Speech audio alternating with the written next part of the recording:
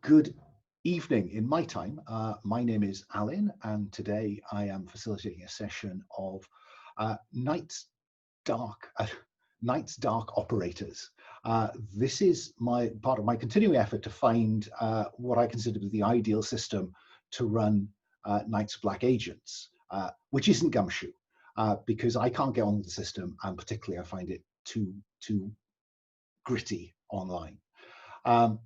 So this draws heavily its inspiration from Cthulhu Dark. That's where much of the kind of mechanic comes from. The setting is straight out of Night's Black Agents.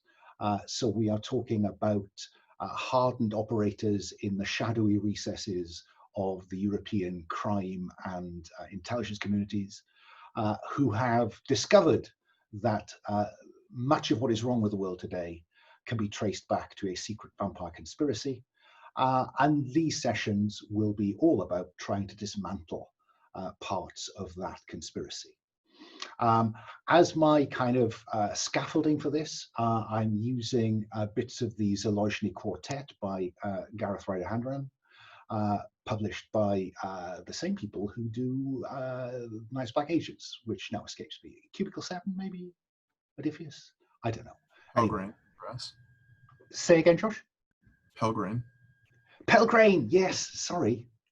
And so I'm using that to kind of just scaffold these sessions, but we will play to, and we've lost Sabine, which doesn't bode well. The principle then is that all of these operators know one another. There. We worried about you for a moment, Sabine. I worried about myself for a moment. I think Cthulhu got me. All of these characters know one another. They all will have pursued these aims together.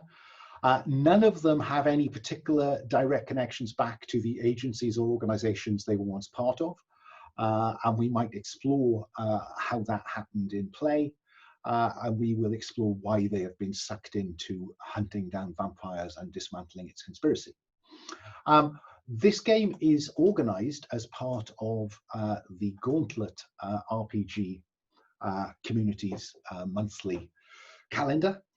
If you don't know about the Gauntlet, then I would thoroughly recommend that you look us up online. Gauntlet-RPG will find us.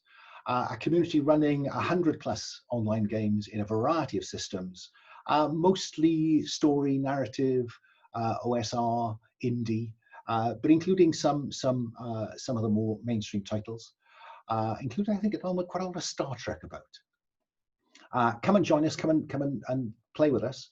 And if you would like to sample that, then on the 16th, he said, checking his calendar, yes, Thursday, the 16th of July, will be the start of the second Gauntlet Community Open Gaming Weekend.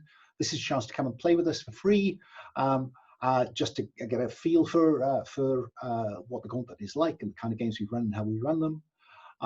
I would recommend it as a way to kind of test the waters before committing. Were you to want to commit, there is a Patreon that supports the Gauntlet.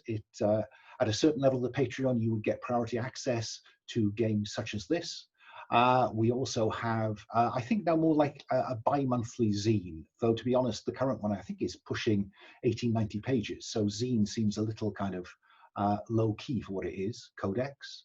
And it also supports the Gauntlet podcast, Plus One Forward, Fear of Black Dragon, and the Gauntlet podcast, which talk about games generally and specifically.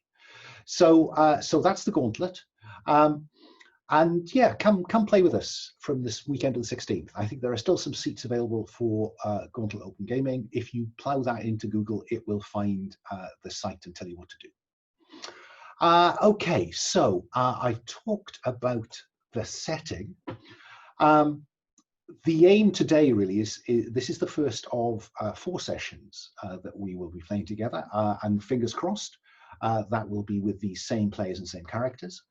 Though death and breaking and becoming an NPC is possible in this game. But I guess that the aim today really is to establish our characters, to start with a bit of, to kind of get into the techno thriller action movie genre, with an operation that they have a lead on in Hungary, northern Hungary, I think, Debrecen. So this is where we're going to start. The tone of this game, look, we have the supernatural, we have vampires, we have venal human pawns preying on people. And therefore, this is a game intended to be rich in darkness, foreboding, and horror. To be honest, quite how dark and disturbing will depend on how the players approach the game. But their longer-term fate is not very positive. And even the mechanisms in the game that offer them some relief from the strain they will experience is often costly, and sometimes costly, and to other player characters. So we will be careful to ensure that in applying those mechanics, we don't mess with player agency. This initial operation involves an attempt to attack a human trafficking hub run by the Russian Lisky Bratva, a criminal organization that I've used in a previous series of games in this setting. And the content warning here is I think probably some body horror or gore, depending on where the players go. But certainly in this first session, we will be touching on modern slavery. So we'll be careful, therefore, to use some safety tools. Now, I've played with most, if not all, of these players before. They've played with the Gauntlet, I think, before. So I will just remind them of the safety tools we will use. We'll be using the X card. Best way to get the X card, to play the X card, is to show me. I'm not very good at monitoring the chat. So if you do make a note of play the X card in the chat and I don't appear to respond, if some other player sees that, please draw my attention to it, so that I don't stumble on. The X card is there to call a halt to the narrative. I won't ask you why you've played the X card. I may ask you how far back in the action you want me to roll, so I can play forward and hopefully avoid any material that's uncomfortable to you.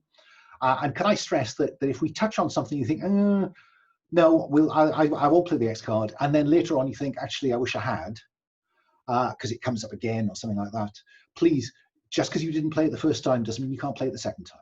So play the X card if you need to play the X card. We're also playing with the open door.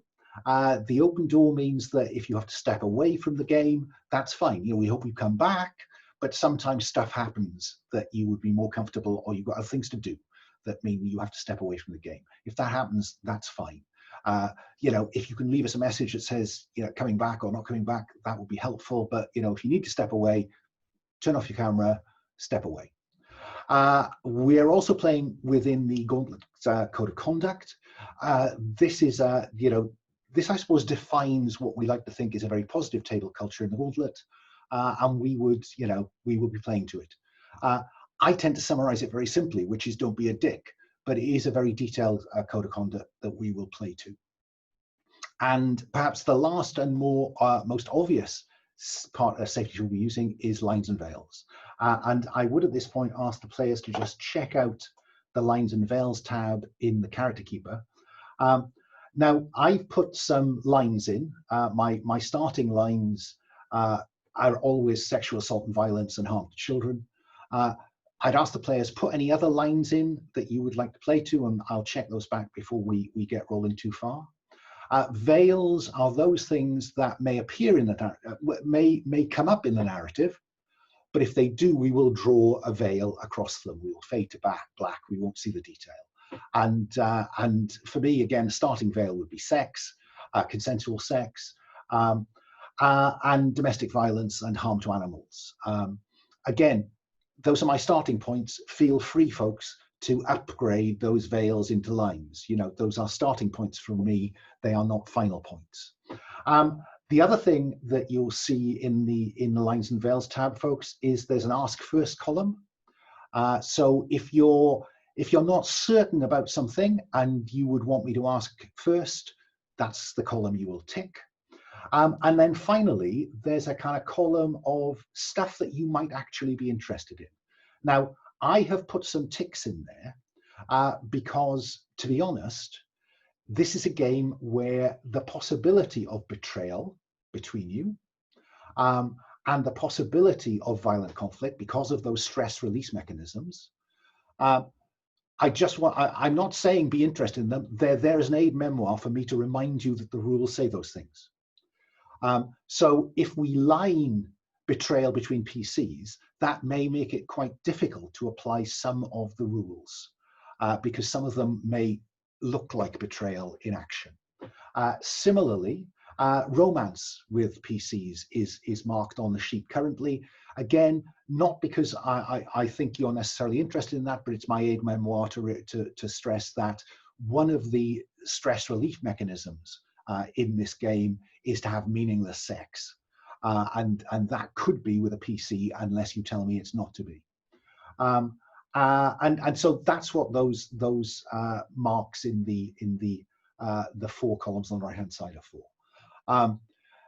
By all means, leave them there if you are actively interested in that. But they are there as an aid memoir to me, not as an indication that I assume you're interested in them. I just need to know that they exist in the game. Yeah.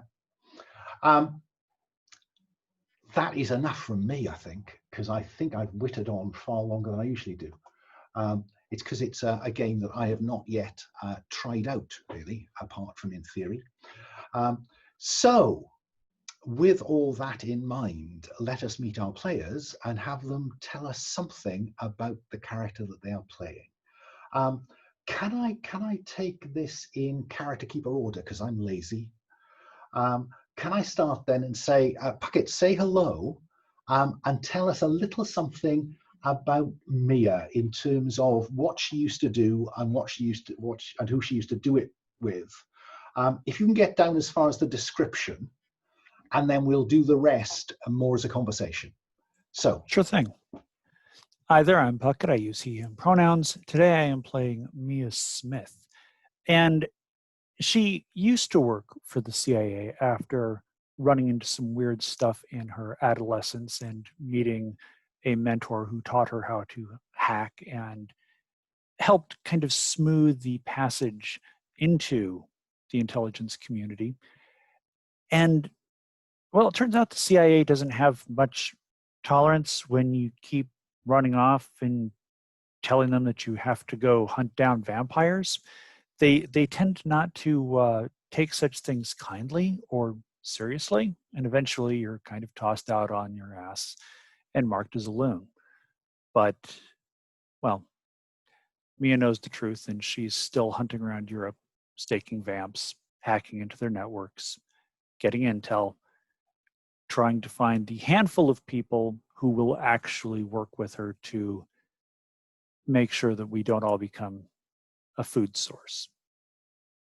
And I think that kind of covers all the questions you had in the short term, Alan. That's great. Can I just check that you've noticed that because you've chosen signals intelligence, US signals intelligence, as who you used to work for, and then hacker as what you did, that means you get digital intrusion twice. So you get digital intrusion just by getting part of signals intelligence. Okay. You could broaden your range of options if you wanted to. I'll come back to you later. Sure thing. Okay, moving on. Sabine, say hello and tell us something about Dylan Herbst. Yeah, hi, I'm Sabine. I use any pronouns. I am playing Dylan Herbst, who uses he, him pronouns. Dylan used to work Dylan's German national. He used to work in a foreign intelligence service in the BND. He was what is kindly described as a cuckoo. He used to, when he was younger, he used to seduce rich, handsome men who had proclivities in that direction, take incriminating photos, and then blackmail them into cooperating with the Foreign Intelligence Service. He got a little burned by his superiors. It was a pretty ugly story, and he kind of washed out, and he found out there were vampires, and he Well, yeah, you've got to do something, right? And it's mostly that he is, of course, he's like, yeah, vampires, humanity, food source, bad thing. Also, he likes the thrill. He just likes to dress up and pretend to be someone he's not, or maybe he is. Who knows? He doesn't. Yeah, and I guess that's mostly Dylan. Thank you. Pretty much. I think that something I've always wondered about Dylan is whether, in fact, he is Dylan, or is he pretending to be Dylan? But we might explore that in play. It's very philosophical. Go and have a drink. Yeah. On me. Yeah. And in fact, you would come too. Josh, say hello and tell us something about Dmitri. Yeah, of course. I'm Josh, and I am playing Dmitri Korzhakov, who is a former member of the Russian FSB. He learned about vampires in the course of his domestic intelligence gathering. Once he found out that vampires were real, naturally, he started paying a little bit more attention to that. Until eventually he was pushed out of the FSB, and he no longer works for the Russian government because he sort of blacklisted himself by becoming obsessed with vampires. He still has parents. His parents are in Russia, and he has siblings who live abroad, and he himself probably has not been back to Russia in a little bit, I think. But there's nothing stopping him from re-entering the nation. And I think one of his great fears is that he will actually be blacklisted and, he will be stopped from returning to Russia and actually being with his family. And I guess that, you are all experienced operators in the European theatre. So I suppose there might be a difference between returning as Dmitri and returning as somebody else. Using some stolen or forged passport. So yeah, fine. We'll come back to some of those complications in his life shortly. And then Bodhi, say hello and tell us something about Charles Dreyfus. Dreyfus. Haven't considered the pronunciation. Dreyfus. Charles Dreyfus. Charles is a former member of what is also formerly the Collectors Guild, which is a ring of high-end art thieves. And he became aware of the vampire conspiracy when the Collectors Guild were commissioned to retrieve an artifact of occult power for the vampires, and they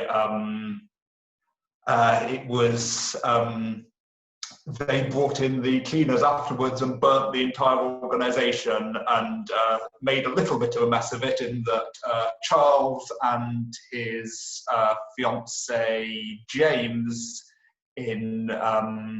were the only survivors of the ring, and as part of being on the run from that, kind of found out who was responsible for trying to burn this organization. And Charles is a black bagger, a covert and or overt entry specialist. And I guess I'm curious. Did he ever find out what the artifact of occult power was? I think he did. He does know. Yes, he does know what the artifact is. He going to say that he won't reveal that to anybody because it's too dangerous. If he did reveal it, he would have to kill the people listening. Okay. Yes. He knows what it is, but we may find out what it is as we go. Okay. Mm-hmm. As we go back round then, good plan, Puckett. Signals intelligence and sparks, because that gives you engineering tech, and Mia does like things that go bang. So And she does like making things. she does like making things. So tell me something, Mia, about your anchor. Name and describe the person you need to protect from the conspiracy. Well, if you're okay with this, I'd like my anchor to be Show once again. And I think that this time around, maybe Show was injured, potentially disabled, can't quite get around as well as maybe he used to. Still extraordinarily useful, still extraordinarily dangerous, but needs a little bit more protecting this time around than he has in the past. What do you think about that? That works fine. Just for those listening and for the rest of you, Show was a character of mine that I played in the first game I think that Mia Smith appeared in, using a different system. We transcend. Characters jump from place to place in the Gauntlet. Uncanny echoes. That's where the weirdness came from. That was where the weirdness came from. Now, just to say to all of you, the value of your anchor is you can always bring up your anchor as a way to, remember something about them, reconnect with them, and that will reduce stress, which is great. The trouble is that once you make use of them in a session, I put them on the conspiracy hit list. And that's why there's a little square in the character keeper that says "on the run?" So they are a resource you can cash in. And the nice thing about them is they cost you very little in terms of stress release. Moving along, what about Dylan's anchor? Well, yeah, I guess Dylan's anchor would be Lila.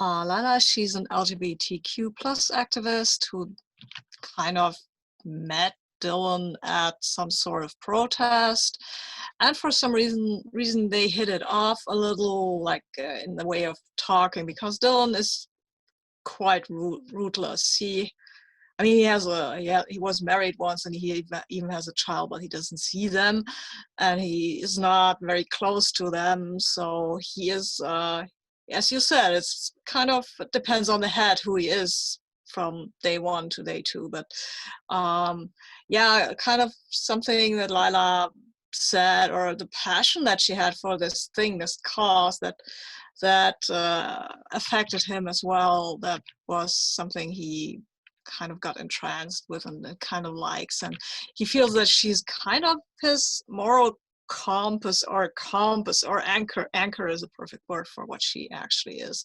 I mean, she doesn't know what he does for a living or what he did for a living. I don't know. He's never told her, and he would be quite embarrassed to admit to most of the things he's done to her. But yeah. So were a conspiracy goon to turn up at her door, she'd have no idea what to expect. No, he's never told her about even the harmless, like I'm a spy stuff, let alone, I was in Eastern Europe and blew up a vampire conspiracy. Sure. No, she does not know anything about that. Okay. That's I didn't think she did, but I thought I'd check. Okay. So let's talk about Dmitri's anchor. Yes. So Dmitri's anchor is his cousin, Mikhail, who is alone at university. He's studying in a different, he's studying abroad. So he is a little lonely, and he doesn't really speak to anyone he knows that often from the old country. So Dmitri is his, real contact with his family. I'm curious. Can you tell us where he's at university? It's abroad from Russia, but mainland Europe, yes. The UK, the US. Yeah, I think he's studying in Germany, probably. Lots of people go to college in Germany. So he's studying in Germany. And are his parents still in Russia, or are they also now expatriates? I think that his parents are in Russia still, yeah.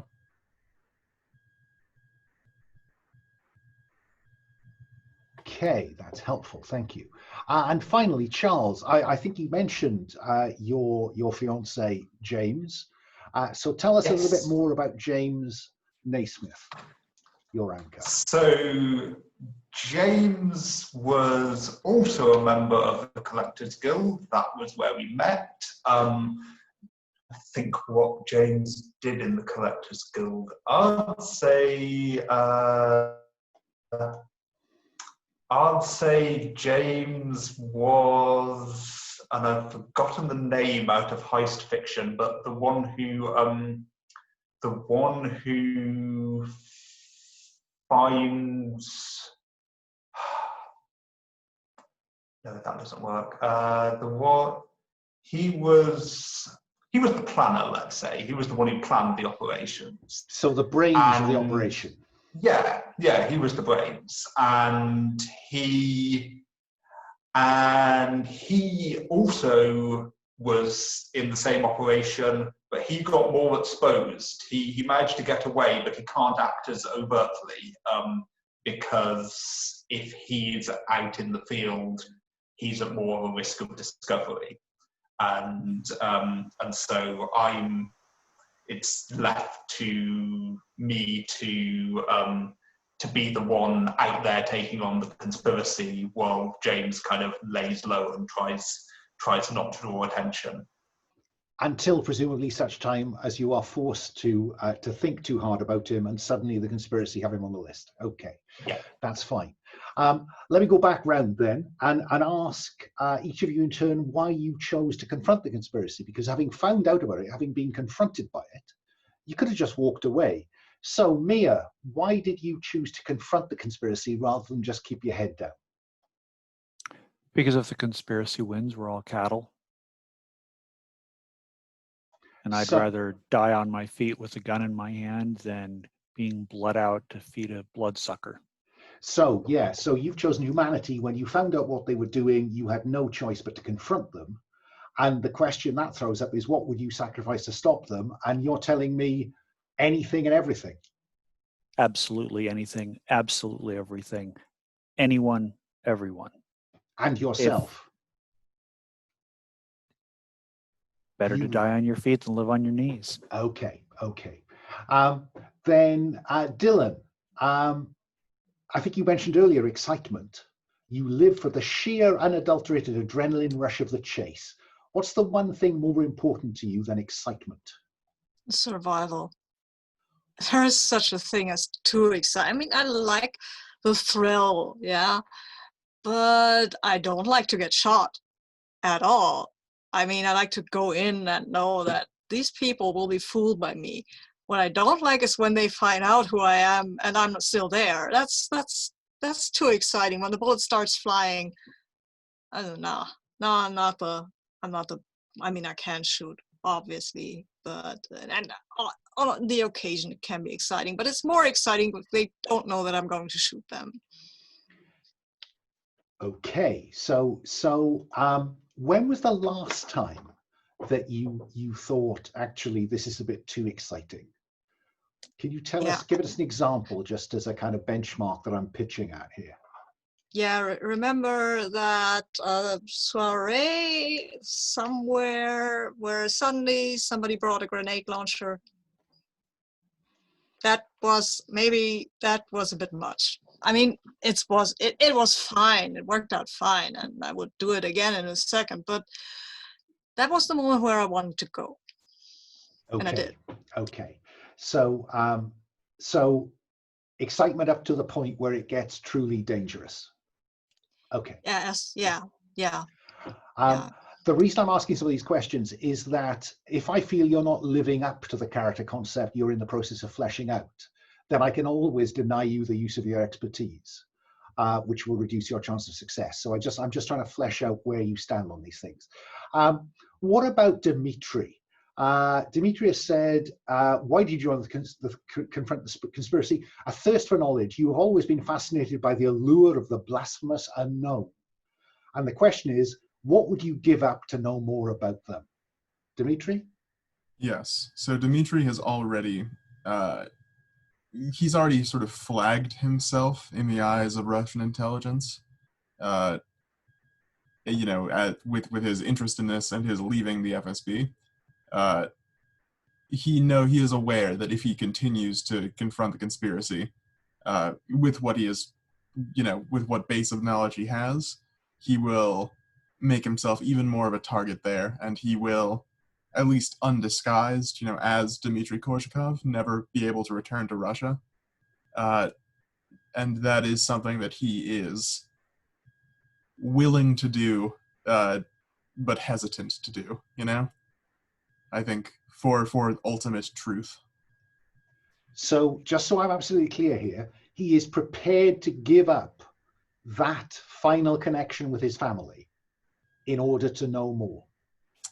I think he's doing everything he can to keep that from happening, but No, I get that. when Push came to shove, the time comes, I think he would be willing to. Yeah. Okay. Thank you for that.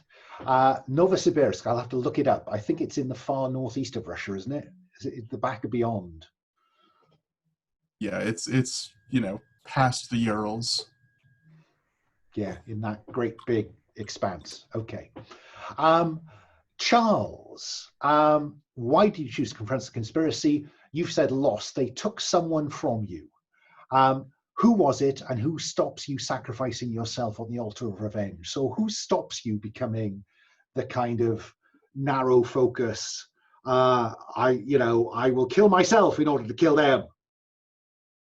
I think that's got to be James. And they didn't just take someone, they took almost everyone, and all in one go. And I can be a bit of a hothead, so I was ready to kind of source some explosives and go try and blow up as much of their organization as I could. And James talked me down and convinced me that I'd have much more of an impact kind of working slowly towards this. But really, kind of when it comes down to it, if I lose control, going in guns blazing for revenge is really what I want to end up doing. It's an act of restraint to not do that. When he's not there, is the temptation greater? I think so. It's not so much when he's not there, because of him having to lay low, he's not there quite a lot of the time. But if it's been a long time since I've seen him, I'd start to forget some of his wisdom. That's helpful, thank you. Okay, now just to get some flavor of the history that you lot share, I'll go back round and ask Mia, which member of the team do you care most about? Now, let me be clear, these questions are phrased in terms of most and least, not completely and not at all. Yeah, so of the other characters in this team, Mia, which of them do you care most about? And then I will ask you to agree a history with that other character that explains that. I think if Sabine's okay with it, it's Dylan. Because as we will discover when we start this operation, you two have history. But Yes. So with that in mind, give us just a snippet of that history that you can fill in on that part of the Keeper.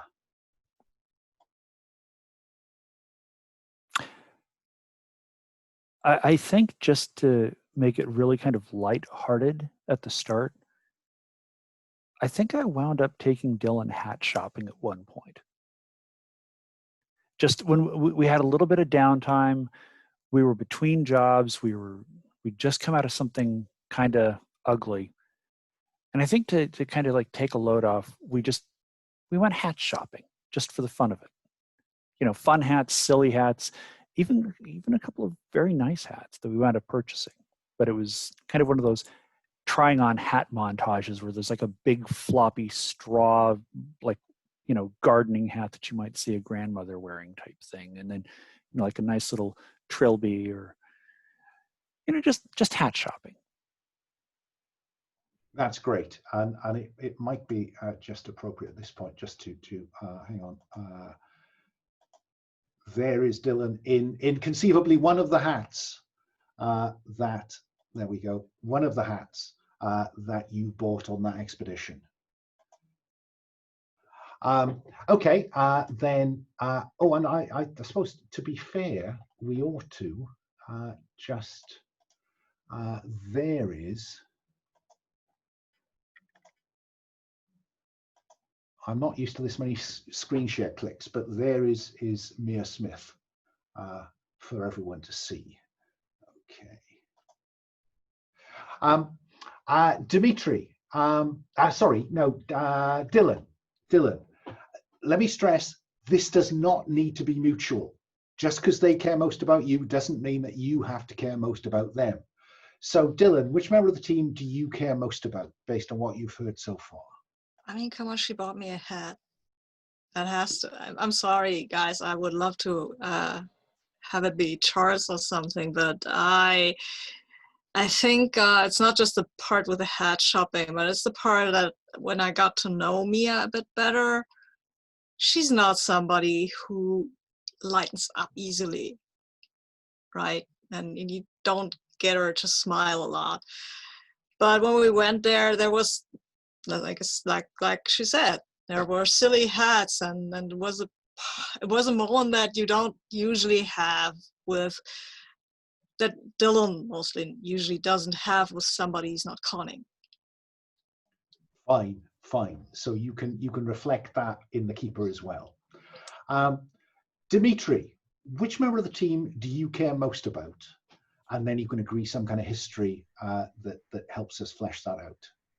And here, I think, is, I have to say, Dmitri, for someone who used to be an analyst, is kind of pretty hard-ass looking. That's the coolest analyst I've ever come across. He was a field analyst. Yeah, I think Dmitri. I think Dmitri cares most about Charles. I think that when he was working in domestic intelligence, he was assigned to a case of international art theft happening within Russia. And I think he sort of spent so much time studying Charles Dreyfus in order to try and catch Charles when he was stealing this artwork, that he has this like weird kind of parasocial relationship almost. So though you may not have, does that work? Because it sounds like though you've not spent an awesome amount of time with him, you feel like you know him. Yeah. Does that fly for Charles? Yeah, absolutely. Okay, so if you can put something in that bit of the keeper, Josh, for Dmitri, as a kind of aid memoir for you and us, that would be really helpful. And then I move on to Charles and say, which member of the team do you care most about, Charles? And then we can agree some little snippet of history between you two. And I was actually thinking that I cared most about Dmitri. I don't know if that makes it there's not enough cross connections. Okay. No, I mean, yeah, I care most. It has negligible mechanical weight. It will give me some leverage in certain circumstances. So no, don't worry about it. Yeah, cool. Yeah, I care most about Dmitri, and it's quite simple. Dmitri reminds me of Alexei, who was a member of the Collectors Guild who got taken out. He was my friend, and yeah, Dimitri's almost a spitting image of him, similar personality, and I can't help but care about him because of that. How does that sound to Dmitri? Okay, so if you can put something in the keeper for Charles on that body, I'd be grateful. And that gives me time to go back around to Mia and ask the hard question of which member of the team do you care least about, Mia?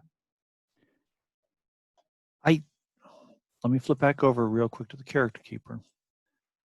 I think it's Charles, because I understand everyone else's motives, but just to be dragged into this because the conspiracy blew an art theft. I mean, you were just trying to steal some art and you're mad at them because they screwed up your heist. I mean, the rest of us have lost people, like our families are in danger, the people we care about are in danger. This seems kind of like a dilettante thing. Like, you seem kind of like a tourist in this world, if that makes sense. Does that fly for Charles? Yes, with the caveat that they did kill almost all of kind of the other members of the heist ring. But I guess, like, for Charles, those are really close relationships. But I guess that Mia might not kind of recognize kind of relationships between professional relationships between thieves as kind of meaningful relationships. So here's a question. Would Mia even know that the other members of the ring were killed? Was that something that you would have shared? I was going to intervene and say, it's quite a nice idea if you don't reveal it, because then you could reveal it to seek relief from the horror later on. And make me feel like, shit in the process.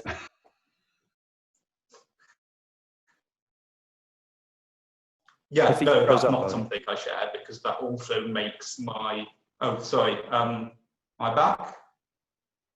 Your voice is. Okay, cool. Bodhi, to be honest, you may want to think about turning the camera off, because I think that you are now really roboting, and I think it's beginning to mess with your audio. Okay, is that better? That is much clearer, I think. Brilliant. I'll keep that off then. So yeah, I think it also makes my my relationship with Dmitri more interesting if Dmitri can never work out why I like him so much, because I don't reveal that almost all my organization got killed. Okay. So yeah, that works for me. So basically our fictional history is, I think you're a tourist because they screwed up you stealing a painting and now you're mad. And I don't know the full story. Yeah. Okay. Yeah, that works, I think, that neatly. And as an indication of how the rest of you might look at this, leaving some of the relationship unclear gives you more narrative space to work with in play. So, Dylan, which member of the team do you care least about? Would be Dmitri, not because of something he did, but I mean, Charles is dressed suavely, so that's just, I care a little bit more about a guy who looks nice. Basically, it's maybe it's my reptile brain. And it's not that I don't like Dmitri or don't respect him, but if I had the choice, I'd go and save the guy with the head. Yeah. Who looks like Robert Downey Jr. So is that okay with Dmitri? It's what you need to get on the right side of Dylan is buy a hat, Dmitri. Okay, that is very Dylan. Okay, and then Dmitri. Clearly, you don't like hats because you're the only uncovered head in the group. But is there someone who you care least about, and what bit of your history leads that to be the case? I think that I care least about Dylan, I think, because I think I am an intelligence agent, and I, in whatever like cursory research I have done about the people I come across, I have found the least out about Dylan, and I have falsely assumed that this is because Dylan is a less interesting target and not because they are using a pretty detailed and firm cover identity.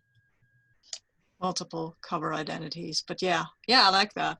I mean, you could have found out that he was kind of drummed out of the BND and assume that he just wasn't good at it or anything or something like that. Because everything he did was very, very deeply classified. That's great, I think. Yeah, because again, that gives plenty of scope for that conversation that says, do you know what I've done? And finally, Charles, which member of the team do you care least about? Agree the history you share with them that explains this. I think the obvious one is that I care least about Mia because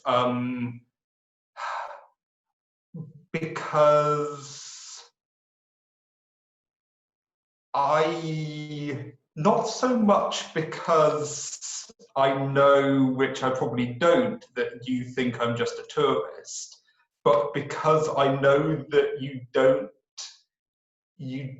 respect the skills that are needed for high-end thievery are kind of the equal of skills on the white hat side of the world, as it were. It's how does that sound to you? Mia kind of started out as a black hat hacker. Ah, okay. So that might not work then.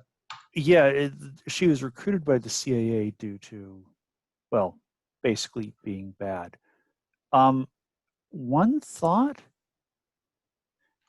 maybe she seems reckless to you because you're used to you're really used to precision planning, and there's times when Mia is just like, screw it, throw a grenade and run.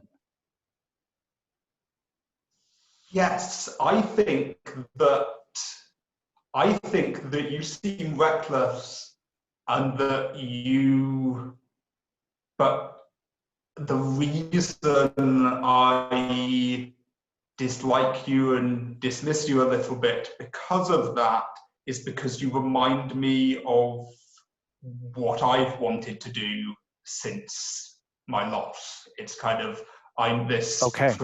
this kind of, my skills are precise, but my inclination is throw a grenade and run at the moment, but I don't like admitting that part of myself, and you remind me too much of that.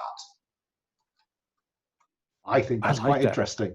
Yeah. Yeah, because we respect each other's skills, but maybe you're a little bit jealous because there are times when I'm just like, okay, the plan's gone completely pear-shaped. Let's just blow everything and get to the safe house. And that's, I mean, especially with your backstory about your partner, like saying, no, revenge is a dish best served cold. Oh, that's good. I like that. I like that a lot. Great. So we have, plus there's tension there. We have some relationships. I want to just do one other thing before we take a break. I want to just drive up your stress. So I'm going to give each of you really a chance to tell me what is the most stressful thing that's happened to you in the recent past. And let's start with Mia.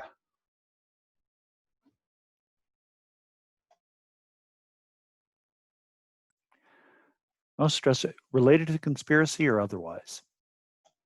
Up to you.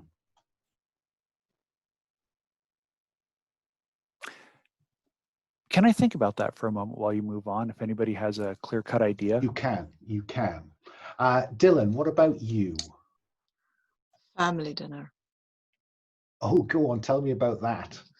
Yeah, my parents are still alive. They think I'm some sort of controlling person who works for some corporation they've never heard of.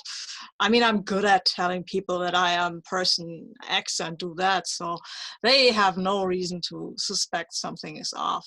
And it's usually, it was my, let's say it was my dad's maybe 70th birthday, and I went there. It was awkward as always because my ex-wife was there, and she suspects that I'm not the guy I say I am, and not even the guy I pretend I am. And well, it's awkward and stilted. And of course, I have to pretend that everything is awesome and happy and well, yeah, and everything is normal with these people who will probably be eaten by vampires at one point in their life. Who knows? Hopefully not, but still. And then my mom tells me about some divorced lady I don't care about because she knows. She should know that I'm gay, and it's a mess. Okay, so difficult family relationship. What did you do when you came away from that stressed family dinner to just relieve your stress? Did you verbally abuse, bully, or shame someone? Did you beat someone up? Did you indulge in meaningless sex? Definitely. Did you? Okay, so just right. I would go no further because what I want to do is to use this as an opportunity to just set up some existing loose ends. So you are going to roll just the stress dice on that indulging in the sex table, but instead of losing stress, you will gain a point of stress, and then we'll see what the dice tells us. So increase stress to 2 and roll the stress dice. Okay. Let's hope Roll for Your Party is behaving itself today. No, it's not. Definitely not. It's a 1. Or at least doesn't like me, I guess. So, sorry, tell me what you rolled then, because I'm not seeing it move at all. I've rolled a 1. Okay, so on a 1, it says 1 to 3. Your partner sees through your empty affection and you are ashamed. You cannot use your expertise until stress goes up again. So Right. on the character keeper, you will see that Wow. there is an expertise available or not. Mm-hmm. So you need to look for a little of adrenaline rush here to get your head back in the game, conceivably. Okay. Okay. Moving along, Dmitri, what was the most recent stressful thing? Conspiracy or not related, doesn't matter. You get a feel for where this is going. I think that Dmitri received some mail at his apartment addressed to Dmitri Korzakov instead of his cover identity, which is very stressful for someone who is attempting to hide their identity from a variety of governments. And, you know, he had to spend a good deal of time trying to figure out, like, where he slipped and, like, what he had fucked up that had allowed this to happen. Nothing worse than that. So how does Dmitri normally, relax or vent stress? Does he, start at verbally abuse, bully, and shame and work your way through numb the pain with drugs?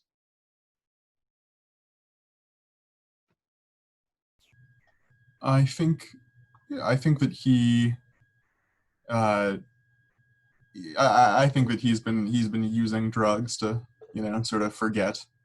I think, so much of his mind is occupied by the stress and the like compulsion he feels to find out the truth, that when he just really lets himself go for a night on some drugs, that he can actually sort of clear his head of vampires.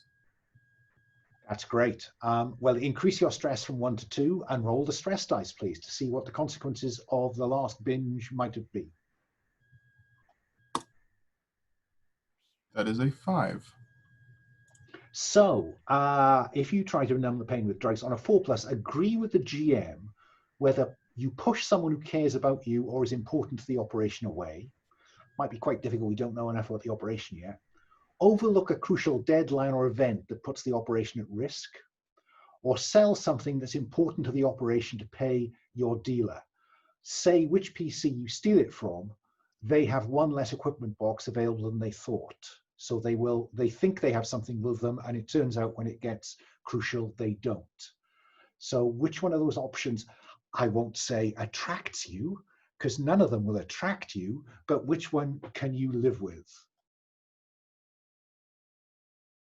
Let's say that I have overlooked a crucial deadline or event. Fine. I'll just put that on the shelf up there for event, crucial event, or deadline. Fine. And Who knows? The narrative may never get there, so it may never apply. But for now, we will simply have you mark the second stress box and move on to Charles. Charles, what's the most stressful recent thing in your life?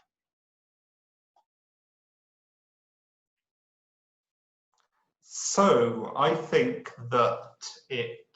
Can you hear me? Okay, by the way. Okay. I think this was connected with the conspiracy. I think I was on an op. James's cover nearly got blown. He didn't tell me because I was on an op. And I found out kind of 2 weeks later when I checked in with him. He just kind of casually mentions it, and I fly off the rails, and he's like, it's all fine now. I got away. I found a new safe house. I have a new identity. It's all fine. And like, how could you not tell me for 2 weeks? And I think I go out to the nearest bar and get drunk. Fine. So if you get drunk, increase your stress by 1 on this occasion. Normally when you get drunk, you reduce stress, but on this point in the game, you increase stress by 1, and you roll the stress dice, please. Mm-hmm. And tell me what it is. Okay.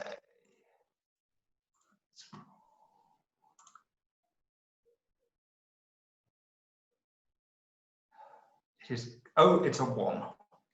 Okay, so on 1 to 3, you're a nasty drunk and you're ashamed of yourself. You cannot use your expertise until your stress increases. So mark that on the keeper, and I'll go round to Mia. Mm-hmm.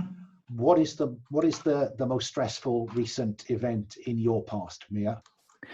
Okay, well, if this is okay with you, I mentioned that maybe Sho got injured, but what if I had to take Sho to a doctor's appointment because we've been noticing some trembling in his hands?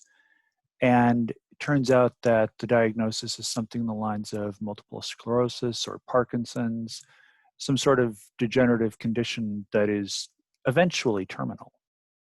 No, that's fine. I can't imagine I'm ever going to go back to Sho. So you can do whatever you like to him, the poor devil. Okay. So increase your stress by 1, because that is pretty shitty given how close he has been to you. And I mean, he's basically the only thing like family I have left. So yeah, that father figure. So how on that occasion did you try to vent some of that stress? Anything? If it's okay with you, can I combine multiple options? Talk to me about it. Getting drunk and picking up a stranger in a bar. So the bottom line is, was it the drinking or was it the meaningless sex that was the release? I'm not sure either of it was actually a release. This is why I'm looking at the combination. And I'm perfectly happy to roll twice. No, yeah, because okay, let's go with the game hours. Okay. I mean, the bottom line is, do you like the bad outcomes for drinking or the bad outcomes for sex? Oh, goodness gracious. Let me flip back over to that.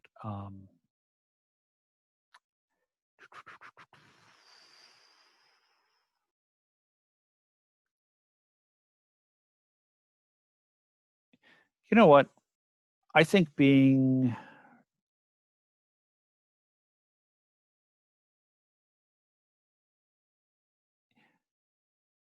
a nasty drunk is probably the better option. Okay, in a range of poor options. So increase your stress by 1 and roll the stress dice. Okay. That is a 5. And so on 4 plus, agree with the GM whether you make a scene that attracts unwelcome attention, let something slip to the wrong person, carelessly wreck something important or meaningful.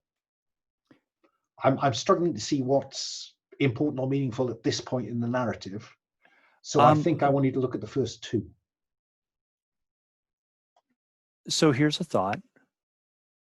What if the meaningless sex started in full view in the bar and wound up in the bar bathroom.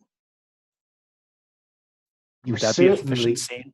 yeah, you certainly attracted unwelcome attention. Yeah. Okay. And I think what we see is after that, we see somebody in the bar making a phone call. And because this allows me to introduce you to the heat clock. Back on the first page of the Keeper, top left, you'll find the heat clock. Now, the Lisky Bratva is already suspicious at this point because they've just had their leader and a number of people blown up by Dylan, as it happens, but let's put that to one side. So what I'm going to do is I'm going to mark the first of the alarmed boxes on the stress track, which will increase the degree of readiness of the Bratva. And at that point, I think we will pause. It is 40 minutes past the hour now. Can we be back in our seats at, say, 25 past the hour? Is that okay? Because I've overrun. Let's have a decent break. I'll see you in 10. Okay, we are back from our short break for the second part of tonight's session. And so I want to start setting up the actual operation then. So let me begin with this woman. Agi Kasuris is a journalist and blogger in Debrecen, Hungary. She is known to Dylan, particularly because Dylan helped save her life when the Bratva tried to take her out. And she has provided Dylan with a lead. And that lead is summarized in a tab called the operation. So if you check that out, folks, you will see that at the top there is a lead. And the lead says, after an attack on their senior leadership that has prompted a war with the Serbian NASA SVAR, which is a criminal network, the Lisky Bratva, that is a Russian criminal network led by Joseph Lisky, are vulnerable. Principally because, as far as anybody knows, Joe Lisky was killed in a bomb attack at a hotel. And what Agi Kasuris is able to tell Dylan is there's a facility somewhere near Debrecen where the Bratva are rumored to have a hub for their human trafficking operations. This is very valuable to conspiracy as it provides both money and victims. So that is the lead you have to start with. And I will tell you for nothing, and you will see this on the right-hand side of that tab, that this factory, in fact, this factory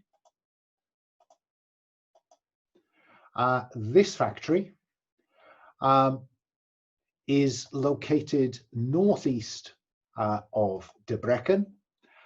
The main road approaches from the southeast. To the north, there are steep hills. It's surrounded by forests and an industrial wasteland poisoned by toxic effluent that dates from Soviet era. So it's just, you know, some crappy industrial real estate that is too expensive to clean and too expensive to redevelop. No one lives there. The building has had windows and doors sealed up and is surrounded by a chain link fence patrolled by armed thugs with guard dogs. Now, the way that we'll set this operation up is to begin by asking you if there is a cool thing that you want to be seen doing in this pilot episode, something to showcase your skill set conceivably. And then I will endeavor to create an obstacle that relates to it. So let me go in reverse character keeper order just to take the pressure off Puckett. So in terms of Charles Dreyfus, is there a particularly cool thing that Charles wants to be seen doing during this episode? It's got to be something to do with getting past those guards. I think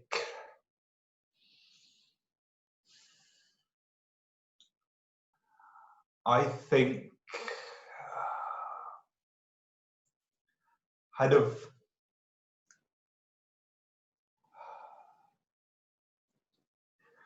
going in by an unexpected route. So that could be sewers. That could be. Don't speculate yet. Don't yeah. speculate yet. You want to be seen getting around rather than through those guards. Yeah. Yeah. Using presumably your intrusion expertise. Yes. So let me put get around the guards on the perimeter. Fine. Okay. Let me keep going backwards then to Dmitri. Dmitri, is there something you want to be seen in this episode doing? Presumably that, again, showcases your skill set. Yes. That is a good question. I can't think of any like specific tactic that I would like to involve at the moment. Look, to be honest, it doesn't have to be about hitting the factory. It could be about preparing to hit the factory while gathering intel, for instance, which is where we'll go next or shortly. Mm. Yeah, give me a moment to think on it. I'll come back to you. What about Dylan? Cool things that Dylan wants to be seen doing. I think I would like to fool somebody with a kind of by pretending to be somebody else, like I usually do.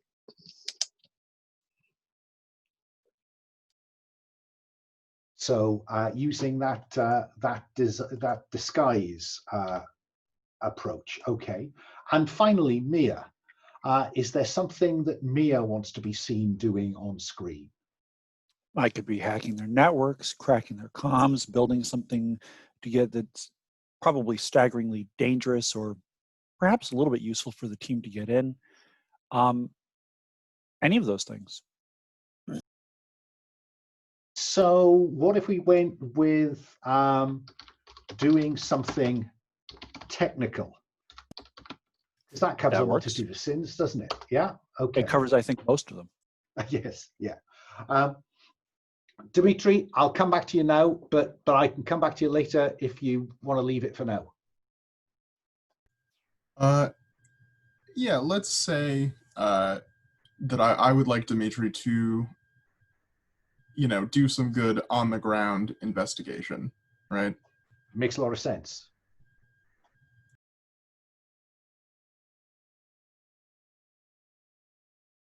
And that might be where we start then. Because if you follow that operation information across, it then says preparation. Gather intel now or call on a contact for free later. Now, you can flashback to call on a contact at any time in the game. But normally it costs you stress. And they can never solve a problem for you, but they could help you solve a problem, by giving you fictional positioning, narrative support or something. But you have an option to either gather intel now or reserve that for a free call on a contract later. And it would seem to me, given what you just told me, Dmitri, that this is the perfect opportunity for you to put some leather on the street, so to speak, and find some stuff out. So where do we see Dmitri gathering intel? Yeah, I think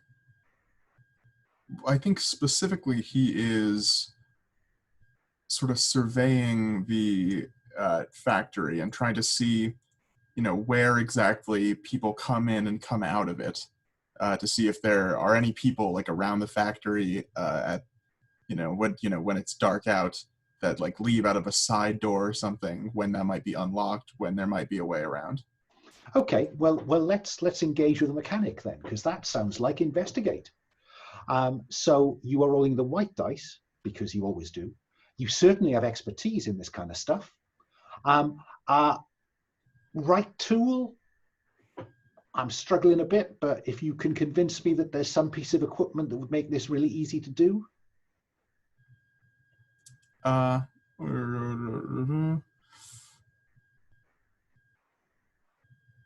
Yeah, I have a pair of, low light goggles that I'm holed up in a building watching with. Brilliant. So that allows me to talk about load and equipment. Now, you all start lightly loaded, which means that you are light on your feet and faster than the average. If you get loaded as far as medium, you will slow down to normal. And if you're heavy loaded, you will look very suspicious and heavily armed and equipped. So if you hit one of those drop-down boxes, you will find low light goggles. And low light goggles have a single square after them. That means they take up one equipment slot. Those of you out there in the world will see that I have stolen liberally from another game, Forged in the Dark. So you don't have to tell me what equipment you have until such time as you need it. But once you've got it, you've got it. So that's brilliant. So you are rolling orange, white, and gray dice. I will always ask you, do you want to include your stress dice? Not right now. Let's okay, say. Okay. No, I understand why. So roll the 3 dice. Tell me what happens. That is a 2, a 1, and a 6. A 6 is great because if you look at Investigate 6, you get the bare minimum, and you can also ask the GM 2 questions. The bare minimum I will give you is that nobody goes in and out through the main gate. There's a chain link fence with a gate that's locked up securely, and you don't see anybody going in and out through it. And in fact, they only seem to go in through one small door in the factory. It's the only one that doesn't look like it's been bricked up or sealed up in some way. So that's the basic information. Now you can ask me 2 questions. All right, let's say question 1. Where do vehicles heading to the factory end up? There is a car park abandoned, perhaps 400, 500 yards away. And you see a bus pull up at that car park, and a number of people are herded off it. But that's miles away. Yeah, it's not miles away, but it's a long way away. So I think that that will be the answer to your first question. Does that seem fair? Yeah. And then I guess second question. Well,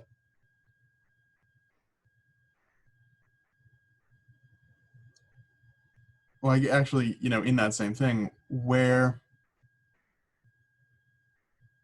do people go, where do people emerge from to get to the car park and from? Okay, I think I can tell you that, let's assume that it's dark, because it gives us a chance to use some special effects, low light. And so what I'm seeing is Dmitri, at the boundary and edge of some trees, surveilling. He's seen one bus come and go, so he's investigated the car park. He sees another bus pull up. People are kind of herded off by armed men, probably 15 or 20 people, and maybe 2 or 3 armed guards. And they are herded away from the car park into what it looks like a kind of ruined structure. And they are herded into there, and they don't come out. And I think what I'm prepared to tell you is that for nothing or for no more, I think that there is a staircase going down underground in that ruined structure. Does that seem fair return? Yeah. Okay. So they don't use the main gate, but there's people get in and out, presumably through a subterranean approach. Yeah? Not spelt that right, but who cares? Okay. Let me then, on the basis of that, let me go to Dylan. Dylan, do you want to gather intel or reserve this for a free call on a contact, a flashback to something later? No, I would like to. There is probably some place where these guys from the factory go right in the evening to hang about and I think I want to go there and see about how I could best get into with them. Probably just I don't know. I'm obviously not from around here, but I can pretend. I will pretend to be a driver for some sort of bigwig. I won't bore them with who that is by now, but maybe later might be convinced to tell them that it's some kind of real estate guy who might have some interest in some old factory. Maybe depends on how the conversation goes. So we're seeing Dylan in a smart suit, collar and tie. No. So I he's want not. to. I thought I was I going for the want to smart talk to driver the. look. No, I want to talk to these to these guys, and I imagine that these guys in the factory, they're probably the kind of more blue collar guys. So I'm there. I might be a bit overdressed. Yeah, that's okay because I'm a driver, but it should be pretty clear by the way I talk and the way I move that I'm not really a white collar guy. I'm kind of, maybe I've inked some tattoos onto my back of my hands, just so that I seem a bit rougher than I usually do. Well, again, this sounds like it's going to end up with you getting some answers to some questions. So this sounds like investigate. So again, you roll the white dice. You certainly have expertise in disguise, which I can't use. Which you can use. Oh, you can't use at the minute. No, you can't. No? Need to drive up your stress. This needs to develop into fisticuffs. And in terms of the right tool, I'm struggling. Yeah, I guess the right tool at this moment would probably be a purse with some euros in it, right? To pay for a round. Yeah, I don't think that's heavy duty enough. So I think you're rolling the white dice. But you can, of course, add the stress dice. Can I do that after I've rolled the white one? Sadly not. I've altered that rule. You either put it in or you never try again. Huh. That's harsh. Okay, I'll use it. The GM advice to this game says drive up stress, then drive up stress some more. Yeah, but at 6 stress, you're out. So I don't know. But I've got a 5 on my stress dice, so I guess I drive up my stress, right? You do. So stress goes up by 1, but you get to ask me a question. The basic information in answer to your question is that there appear to be a couple of shifts of these guys. And I think that I would describe them as thugs rather than, polished operators. They are not people like you. But I think that's pretty much what I thought anyway. But I think I will tell you that there are a couple of people on site who are, who they say, well, they're shit hot, they're tough. So that's your basic information. Okay. But you get to ask me another question. How do I get in? How do I in on that crew? What, you want a job? Yeah, I mean, my boss driving me crazy, has me wearing ties and squeaky shoes and stuff like that. And fuck, the money's not good anyway. Well, look, you seem a really nice guy, and you fit in here. So look, come to the gate tomorrow at about, I don't know, about end of the afternoon, say about 3 o'clock, 4 o'clock. And I'll see whether, the guy who I kind of, who's in charge of me can get you in. Yeah, cool. Yeah. Thanks, buddy. Yeah, I'll come. So I will write, Dylan has a job interview at 4 p.m. tomorrow. Yeah, spot on. Let's go to Charles. Charles, do you want to do any intelligence gathering now, or do you want to reserve the opportunity for a flashback to a contact later? Can I build on what Dmitri's found out? Which Very is, happy. I'm intrigued by the underground. I'm thinking if there's one underground way in, maybe there's more than one underground way in. And I'm gonna say I have a pre-prepared online persona as an urban explorer. And there's kind of this, I imagine that there might be kind of other abandoned buildings around, because I don't want to investigate that building directly. I want to kind of investigate the other buildings in that area and see whether there's urban explorers in the city that have explored anything underground in that area.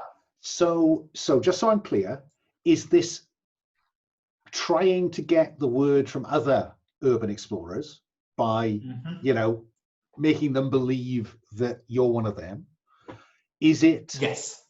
Well, just want to lay out a couple of options. Okay. Is it actually exploring the site, or is it trying to get any plans that might exist of this site from City Hall? Because there seem to be, those are the three options you have for getting the information you want. Which one?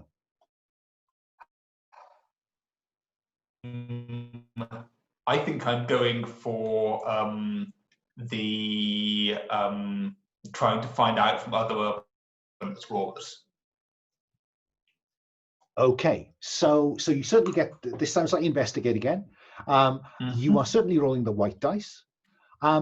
Expertise. Yep. Now, your expertise is intimidation, larceny, and intrusion. How and does also that? Can't be used at the moment. Fine. Well, it's academic then. Yes. So you're rolling the white dice again. I'm struggling to see the right tool for this. Do you want to include your stress dice to give you 2 dice to roll? Oh, I think I will, because then I might get my expertise back in worst case. Indeed, so, everyone's a winner. Let me re-roll those 2. So that is 2 1 snake eyes. So that's 2 1s, right? So 1 to 3 doesn't go terribly well, and because your stress dice was equal to or greater than, stress goes up by 1. But happily, your expertise is now available.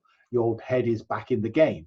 But on a 1, you get the bare amount of information, and the bare amount of information is that there's a network of old tunnels under that site. I have a question, rules question here. Go ahead. About the stress going up. I thought when the stress dies higher than your current stress tracker, the stress goes up. Equal to or greater than. Equal to or greater, but if you roll snake eyes and it has a stress track of 2. No, sorry.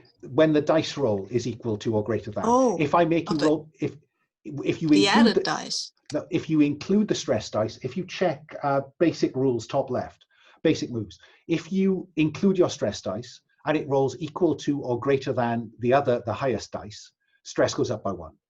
There are other circumstances where I will ask you to roll for stress, in which case you roll, and if that exceeds current, it got goes it up. now. Yeah, I got it now. Thank you. Sorry. Again, I think that's changed from the incarnation of the World War II version you played with this previously, Spee.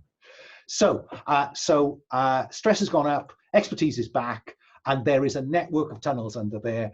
But at that level of success, that's all you get, Charles. Okay. Let's go round to Mia. Mia, how do you want to use this opportunity to do some prep? Is this gather intelligence now, or hold it for later? Okay, so a quick question. Is all of the intelligence that's been gathered so far available to me? Oh, yeah. Okay. You know, Jason Bourne never has loads of exposition with his operational chums. If I'm aware of the tunnels under this facility, do you think I could hack together something with a drone or some kind of tech to map out those tunnels? Oh, that's an interesting possibility, isn't it? I think that that's probably roll to do something else with technical expertise. So I think that that is engineering tech. So you would be rolling the white dice and the orange dice. And do you want to use some of your load for some drones? That sounds like fun. So add the right tool. Yeah, and I don't think I've put drones on the list, but there's a box down the bottom that says something else. So if you oh, did I? Yeah, did I? Oh no, I didn't. I beg your pardon. Would you put it in the notes section below? And I think so you can have some reusable drones and a controller. I'm going to have that take up 2 of your Okay. load. Yeah. So yeah, by all means. So I think we probably see you perhaps at the edge of that same woodland where Dmitri was observing the site, with your little kind of screen and a hand controller, with a tiny drone with a light making its way down a stairwell, and on it goes. Does that seem fair? Seems fair. Now this sounds like roll to do something else. So white dice, orange dice, right tool. Do you want to include your stress dice?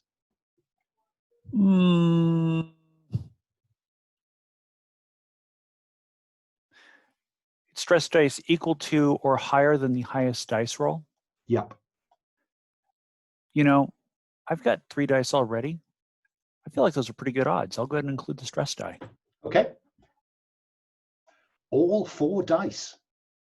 And let's reroll selected and see what happens. Right tool got 6, stress got 1. That's the perfect kind of solution, isn't it?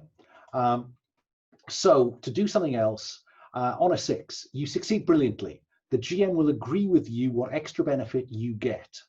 So this works perfectly, and you have a digital map of a range of tunnels under this factory site. And what other advantage do you want?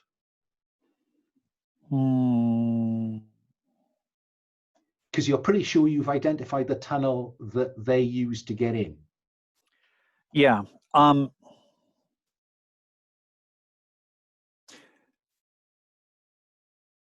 If we've identified the tunnel they used to get in, is that the same tunnel they used to get out?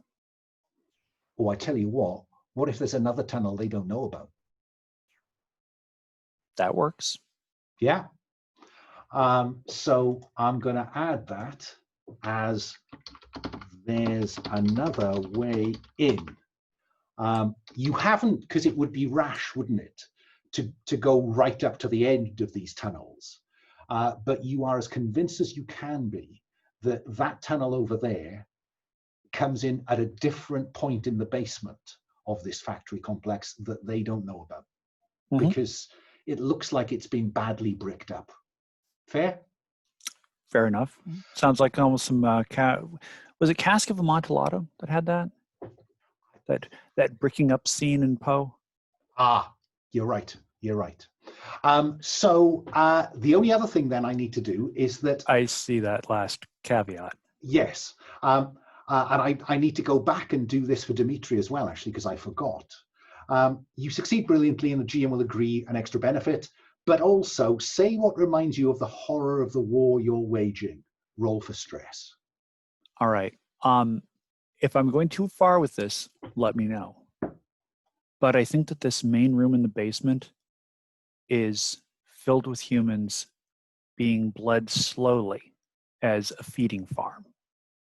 So they're not dying, they're just being held in, they're doped up, they're unconscious, but they're losing a couple pints of blood, and as soon as that blood is restored, they're drained again. So a hospital ward, in effect, in the basement that this tunnel leads to. Where I'm thinking about the cover of Robin Cook's Coma, if you remember that novel. Oh, right. Okay. Yeah. Yeah, because they're just hanging like in a meat locker, aren't they? As I remember, Yeah. something like that. This is a food source. Oh my! Oh, that's very unpleasant. Yeah, we can go with that. I don't think nobody's waving an X card at me, so I think we go with that. What amounts to a meat locker with people hung with bloodlines coming down to pumps that are filling bottles in the corner of the room, and you see that through a crack in the brickwork that seals it up. Oh, that's very nice indeed. Thank you. But it does mean you have to roll for stress. And this is the other way that stress goes up. You roll the stress die. If it is higher than your current stress, increase stress by 1. Yeah, I rolled a 6. So that's higher than my current stress. So it goes up by 1. Great. So you will be getting a feel for this, that the principle of the game, from my point of view, is drive up stress, force people to seek relief from the horror, play off the consequences to make life more difficult, repeat. Yeah. And it's easy to get rid of stress. You just have to do what it says and take the risks. So that's great. I like all that. So we have there's another way in.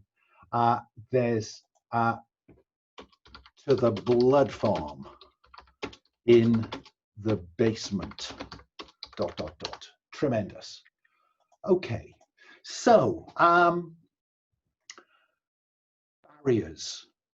Are there particular things now that, based on all of that, you believe you will encounter? So let me start with player 1. Mia, is there a barrier that collectively you are going to have to overcome in the next 40 minutes? Are we talking technical or physical, like structural? A barrier in order to make a success of this that you are going to have to overcome. I mean, I think the guards are the first barrier, but Dylan kind of found a way past that. Well, for Dylan, you know, I think in order to do anything effectively, we're probably going to need some explosives to either deal with walls, cause a distraction, cause some mayhem, depending on the state of the people in that blood farm. It may just be simpler to blow the entire building up. So I'm thinking we might need some explosives. So walls and other barriers may need blowing up. Yeah. Draw your conclusions about the rest of that. Okay. Dylan, is there a particular obstacle you think that you or the team are going to have to overcome to make a success of this? I think, well,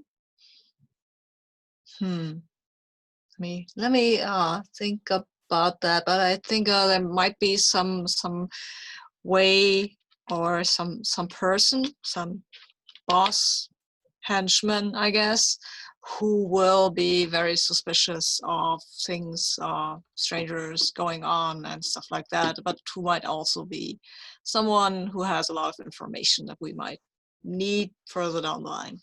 Anyways. So there's a well-informed boss who is going to be suspicious.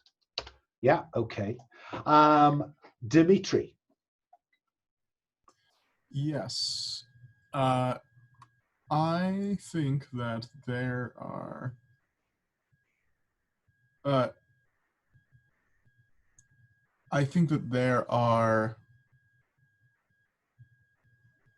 guards stationed at the entrance to the car park building.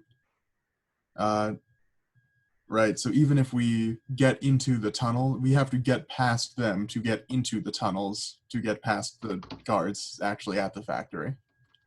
So the guards aren't just at the factory, guards are wider spread across the industrial site. Yeah, okay. And Charles, a barrier you think that you will encounter? I'm thinking that we have an unusually low amount of internal intel on the layout of anything in this factory. And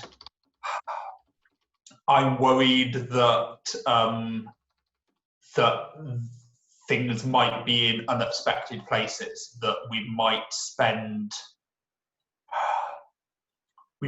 end up kind of drawing attention to ourselves, trying to find our way around inside. So the inside of the factory is a mystery, and there will be surprises.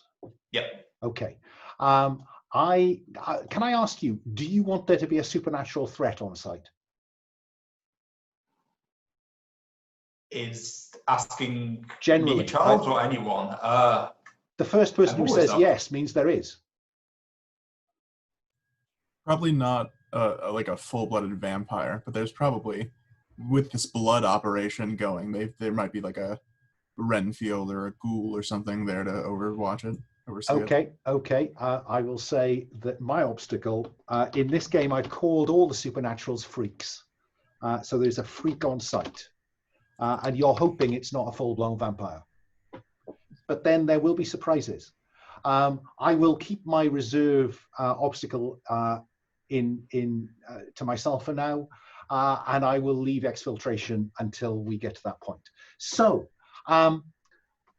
do we need a 5-minute break now, or do you want to play on? I can play on. It's up to everybody else. Yeah. Okay. Let's roll on then. So let us cut then to again Dylan at the gate. Now I'm assuming that there's going to be some coordination of time here. Yeah. Yeah, that's what I would assume too. So let's just go back 5 minutes or so before I go to the gate. Is that the moment when you want to go in, or should I just try to get in with the crew and then you want to go in the night?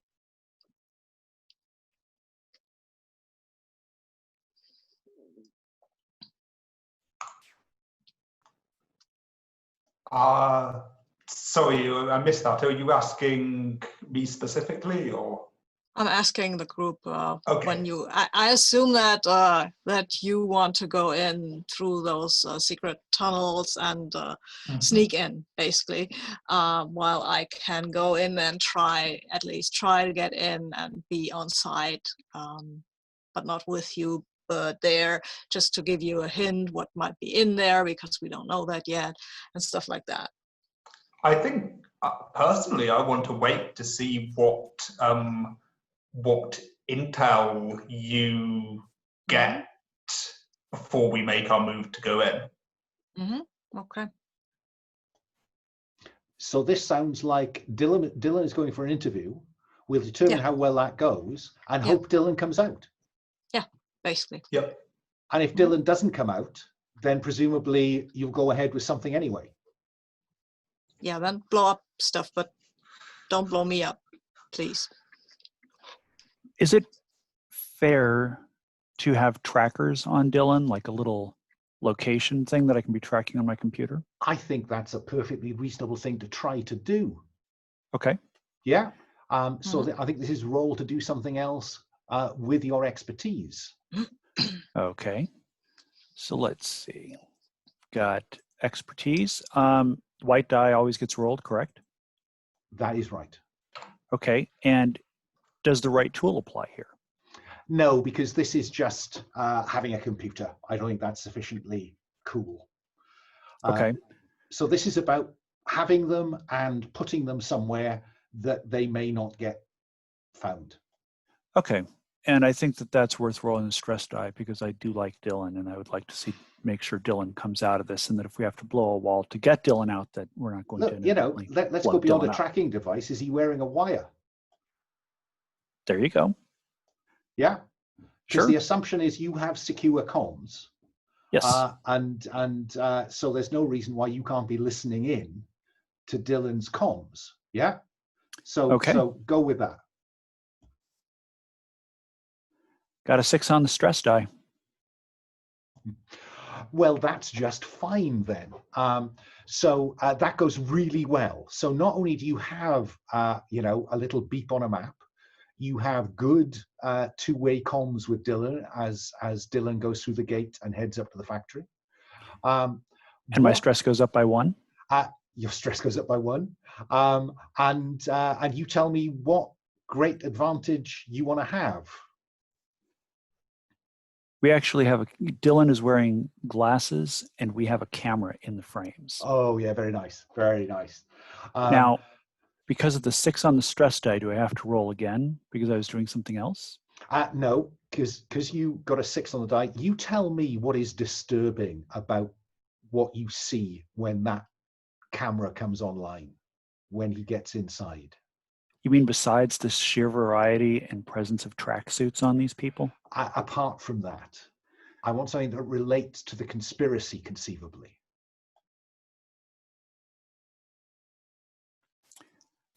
I'm not seeing anyone completely human. Oh, so there are a number of cages in this building that is behind me, and they contain the people being trafficked.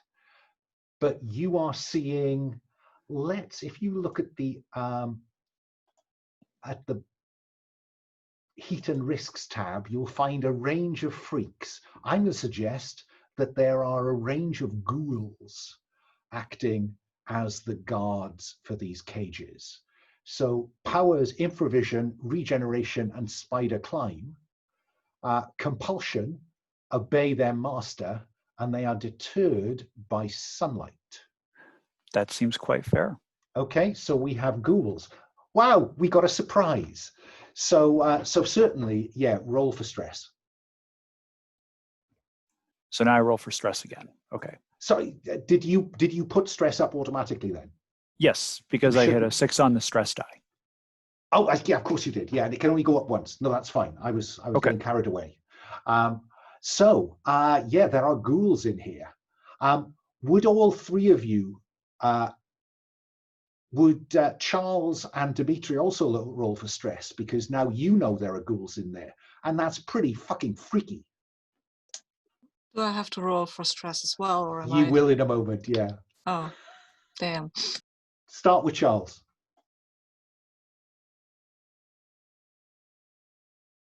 That is a 5, so I am indeed freaked out by the freaks, and my stress goes up. Goes up by 1. Dmitri, what about you? That is a 1, actually. So I am Mr. not Cool. freaked out by the ghouls. Okay. Dylan. It's just so open. They're just so brazen. Okay. I'll guess I'll roll then, huh? See how that goes.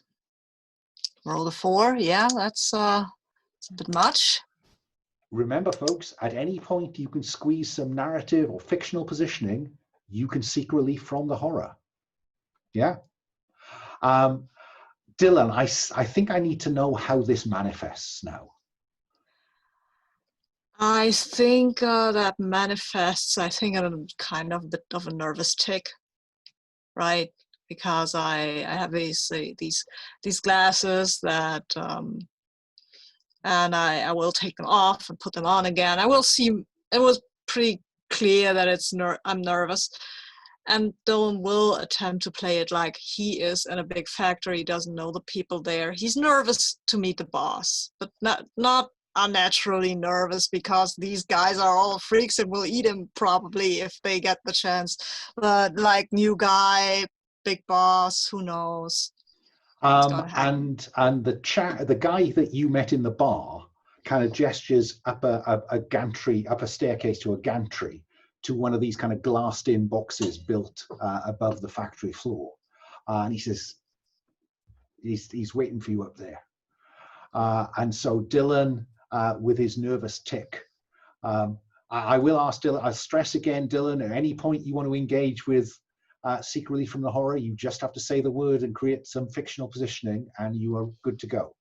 I'm not starting to make out with this guy right now. That would be a bit weird, right? Okay. And given his demeanor, you don't think that's going to fly with him. Yeah. So fine. So with your nervous tick, you go upstairs. Now, those of you who are seeing this happen. Is the plan still to wait for Dylan to come out?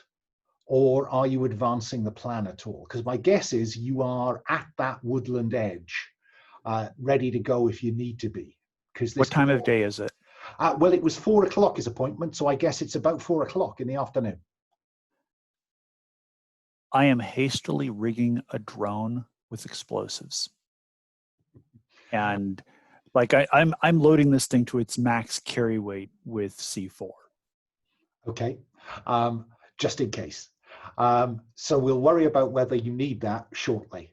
I won't charge you load for the C4 yet. So you're watching all this unravel then, or sorry, that's the wrong word, unfold. It's unfolding. So you go up to this office, and inside is this man.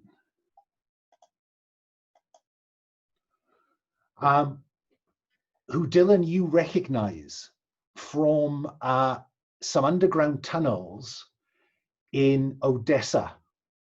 Dr. D.G. Dorjiev, number 2 in the Lisky Bratva.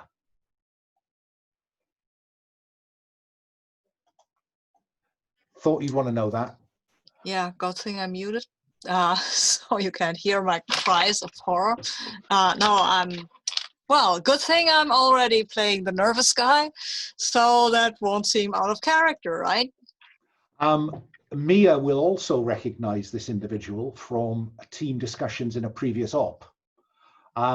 He had some kind of supernatural powers, but you never quite pinned down what they were. I am cussing under my breath. And he just looks at you with that cold stare. Is this the point where we say there's a well-informed boss who is suspicious? Probably. So you want a job here? Well, so yes, I may have heard the boys talking that you're looking for guys, and whole job, I don't know. I'm not a white collar guy. I'm more like someone like gets his hands in. Know what I mean, sir? Can you look after yourself? Yes, sir, I can. Can you follow orders? Yes, sir, I can. Okay. Call Georgi up here. Georgi's the guy who made the introductions. Yes, sir. I'll call Georgi up here. And Dodger says, Georgi, you're using a different name than Dylan, I guess. Oh, absolutely. I'm using a different name. I think I'm calling myself Radim. Radim. Radim here tells me that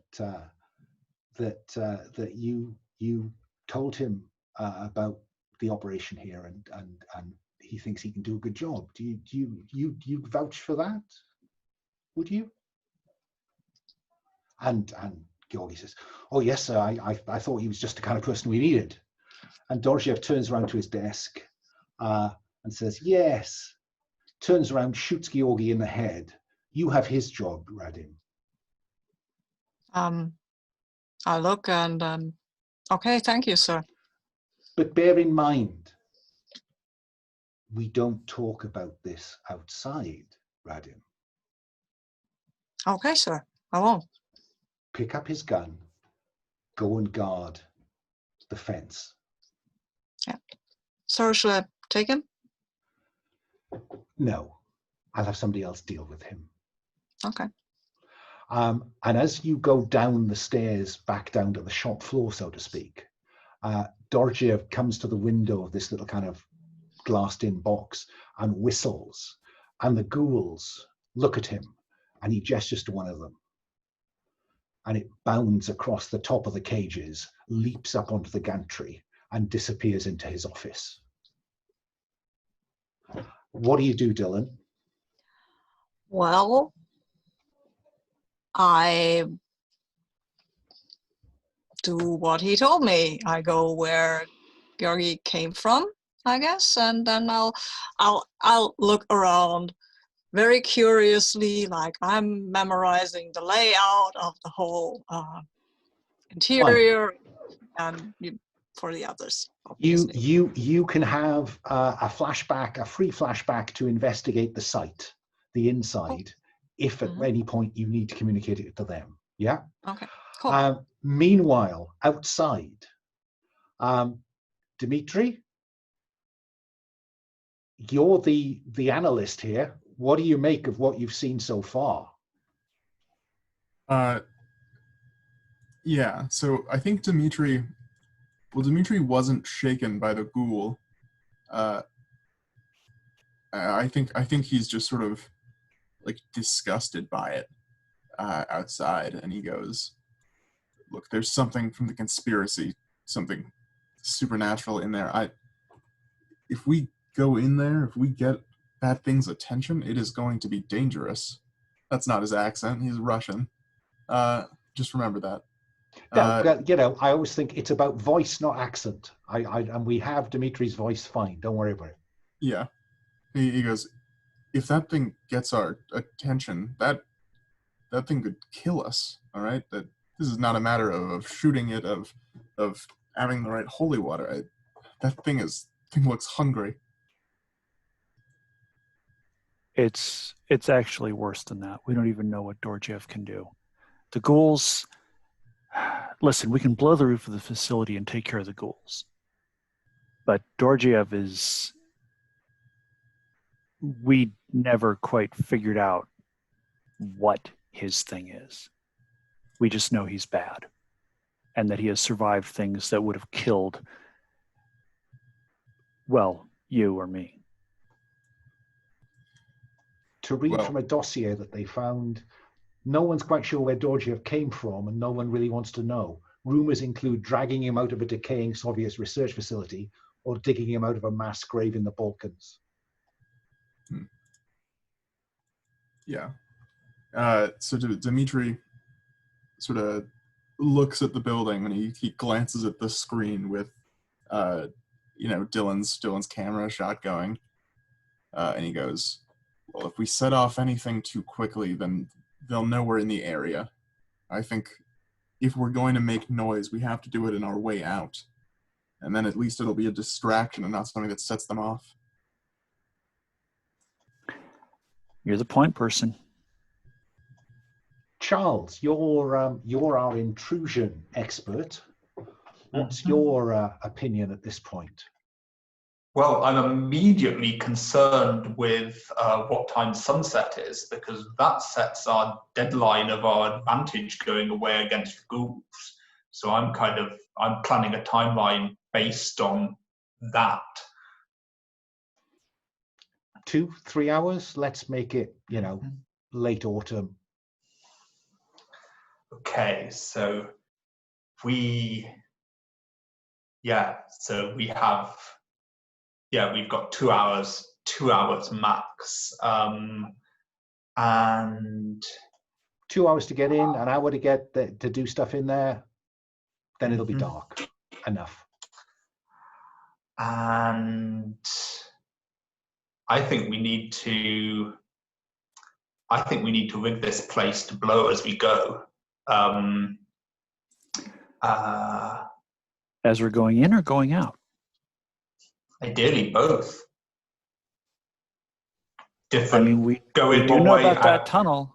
We can chuck a grenade at that thing, blow that bricked up wall, and be on our way.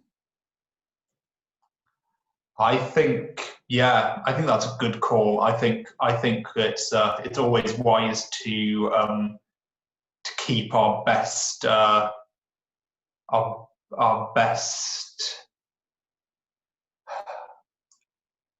always wise to keep our best route as a way out rather than way in. We know that Dylan's going to be guarding the fence. Does that? Do we know? What do we see in the way of electronic surveillance? I'm asking what Dmitri that did the outside surveillance, wasn't it? It was, but actually we could ask Dylan what Dylan is seeing as Dylan approaches the fence. Yeah, I'm Yeah? telling them what I'm seeing. Yeah. Totally. They can just watch it. There is a single camera on the gate.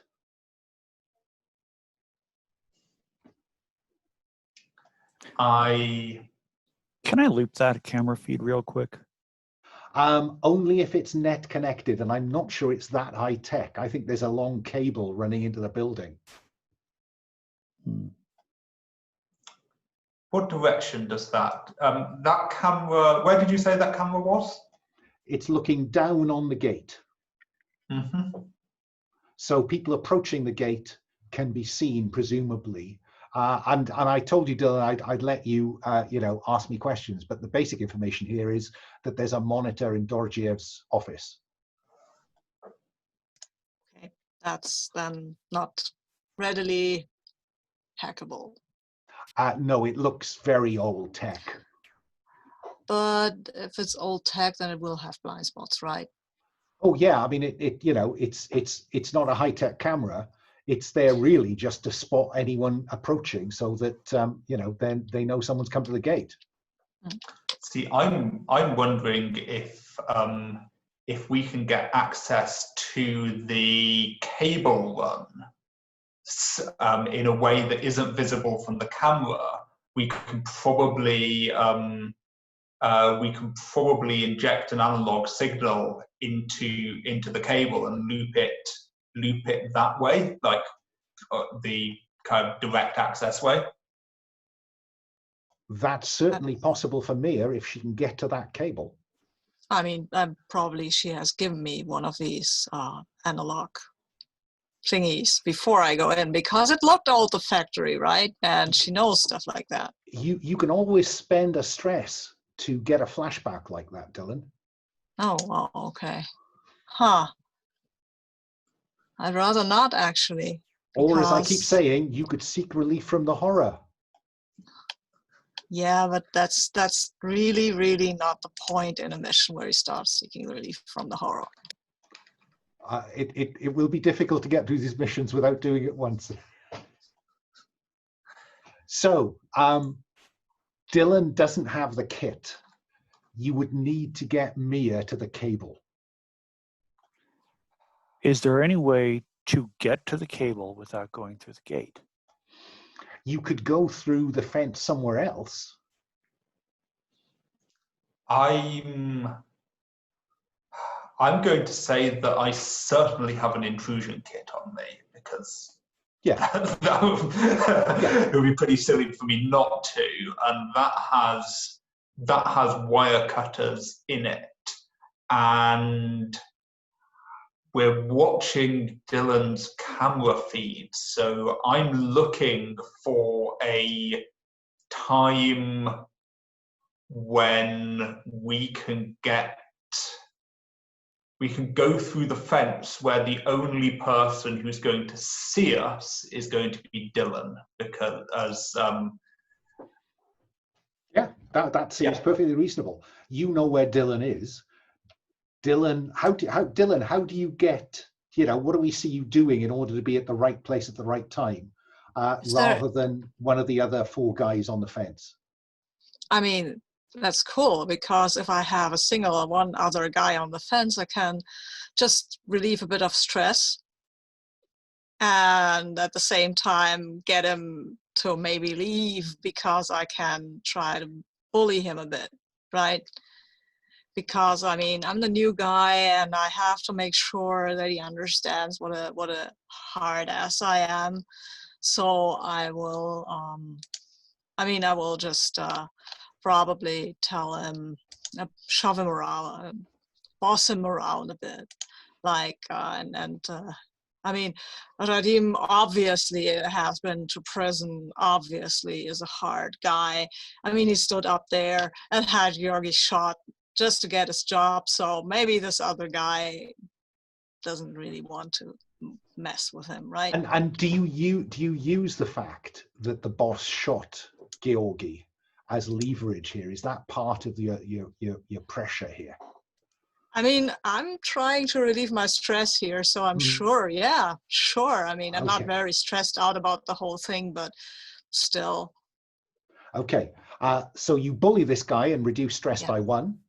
But let's see how that goes by rolling the stress dice and wondering what happens. Okay. Now I've rolled a 4. On a 4+, and they are an NPC, agree with the GM a consequence for their relationship with you and/or how the mission is put at risk as a result. So I think it's fairly obvious what the relationship's going to be. You know, he kind of just, you know, scowls at you and storms off. But what's the consequence for the mission? I think the consequence for the mission is that this guy is right out of camera range and my range, and I don't know where he's gone. Exactly. So, he disappears around the corner, and you are keeping your fingers crossed. So find that. So that's the plan from your end. Now, the rest of you, we did agree that there were guards a wider spread across the industrial site. So how are you going to get past the guards across the site? I think I'm going to go to Dmitri for an answer to this question first, because you suggested that they were there. That is a good question. Killing is always an option.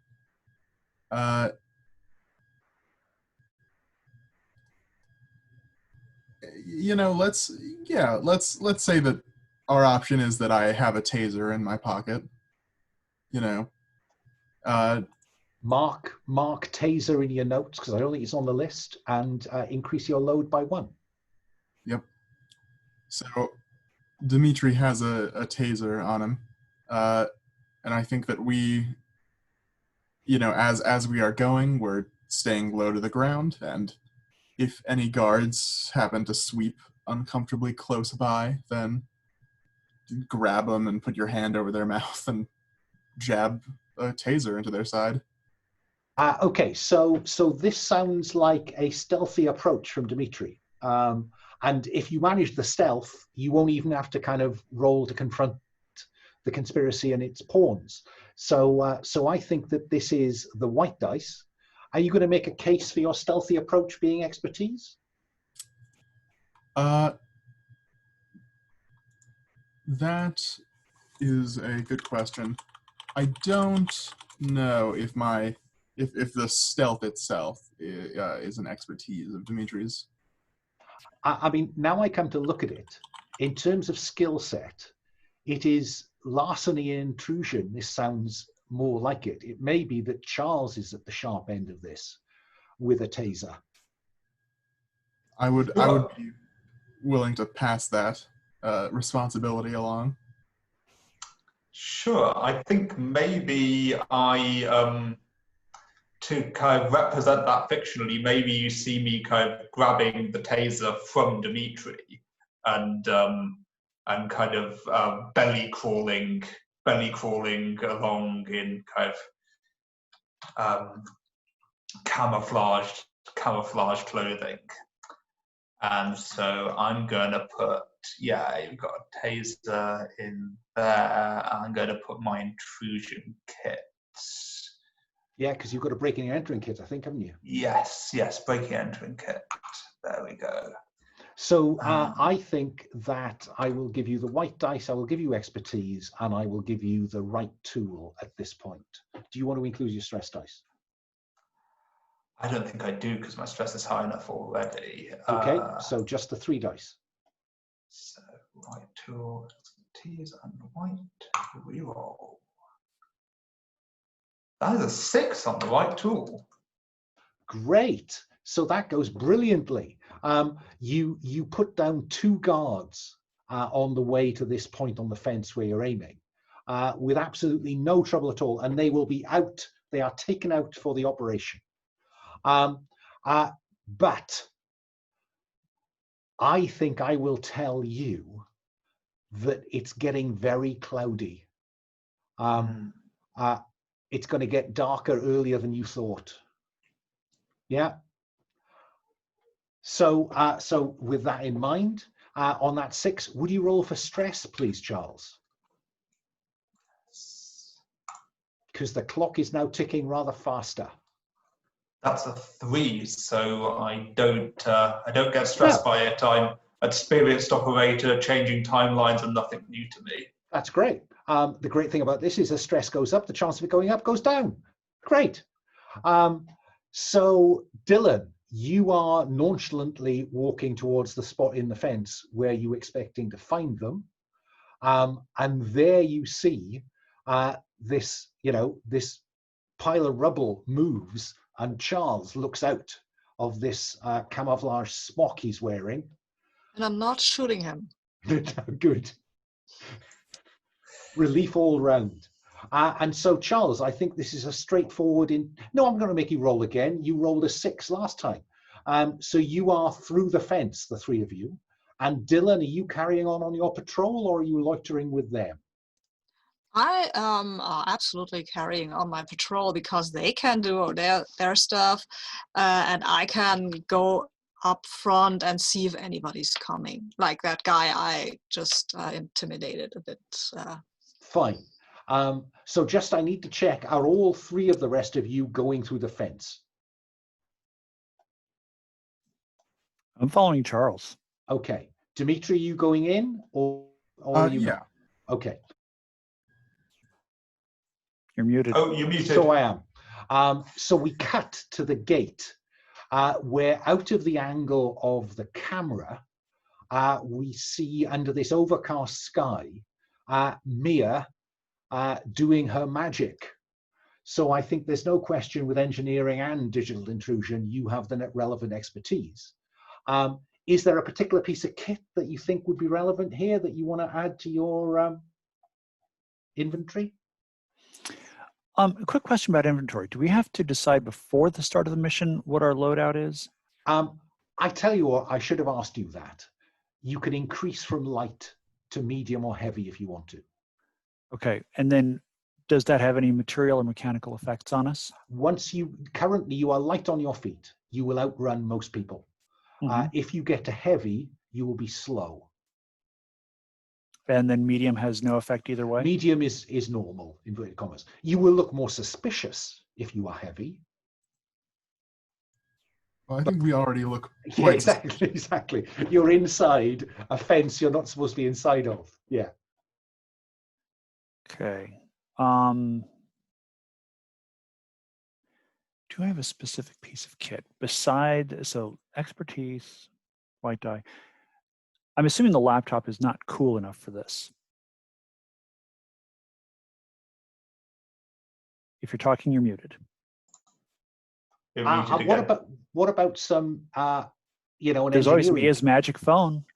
Well, yeah, but you need something that works on analog as well here, don't you? So I think that if you were to mark 2 boxes for engineering, then you can use that to rig any explosions as well.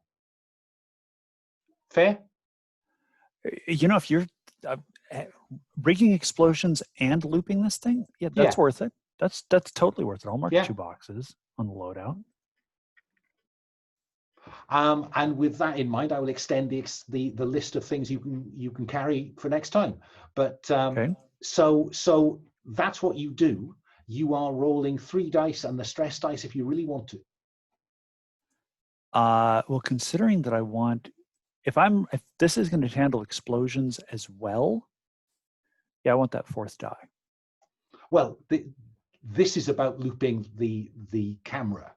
You have fictional positioning, you have equipment for explosions later. Okay. I was going to say, if this roll is covering both looping the camera and like rigging the facility to explode as we want, yes.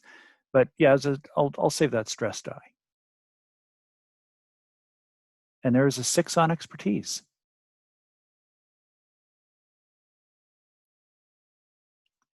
I have never been so annoyed to roll 6s. So on a 6, this goes brilliantly. It's looped as long as you like. What other advantage do you want?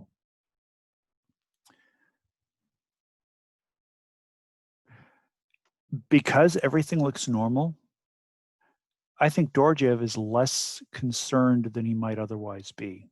So Yeah. his alertness goes down a step or two. Fine. I tell you what, I was going to increase the heat clock once you came inside the fence. I won't. That's fair. But actually, that does make you think about Dorjiev. Would you roll for stress, please? Yeah, of course.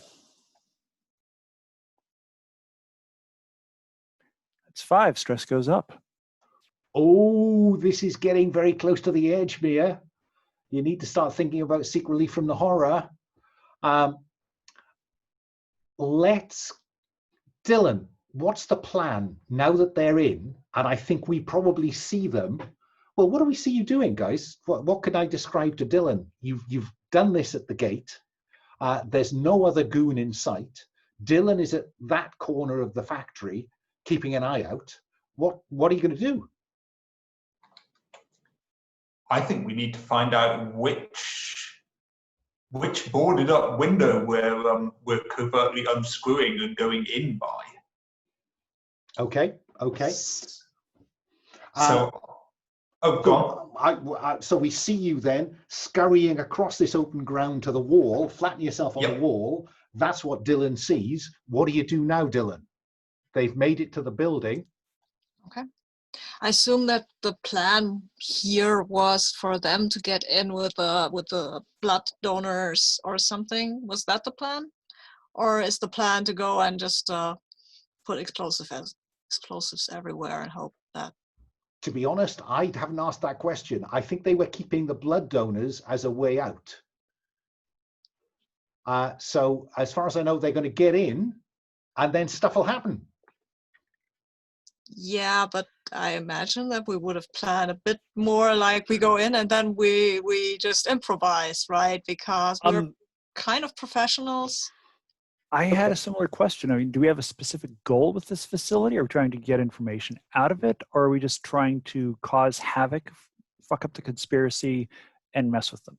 Well, you need somehow to close down this operation, I guess, don't you? Because it's a source of blood and money. So I guess that a successful operation would look like this trafficking hub is blown. Literally or metaphorically, I don't know. I would suggest here that you 3 guys go blow up some stuff. And I think that will draw Dorjiev out of his office. And please don't blow it up so that Dorjiev's office collapses before I get in there and get my hands on some information. Okay? So, quick question. Stepping outside the character, I don't see a practical way to get all of the blood donors out of the facility. So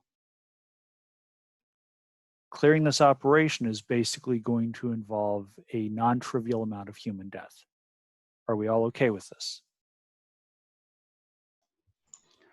It's possible you could get the people out of the cages on the factory floor.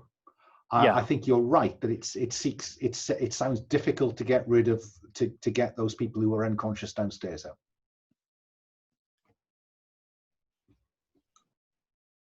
Yeah, as a player, I'm fine with it. I think as a character, I've had to be fine with it. So yeah, for me, it's fine. And we're not even sure that they are conscious or technically alive. We're not sure there's any brain functions going on at this point. But I just want to make this part explicit because we could probably open up the cages, tell people get out of here, run, go. But heavy sedation is, if we're trying to mess up this operation, the cops are not coming in behind us to shut it down. I think that's a fair assessment.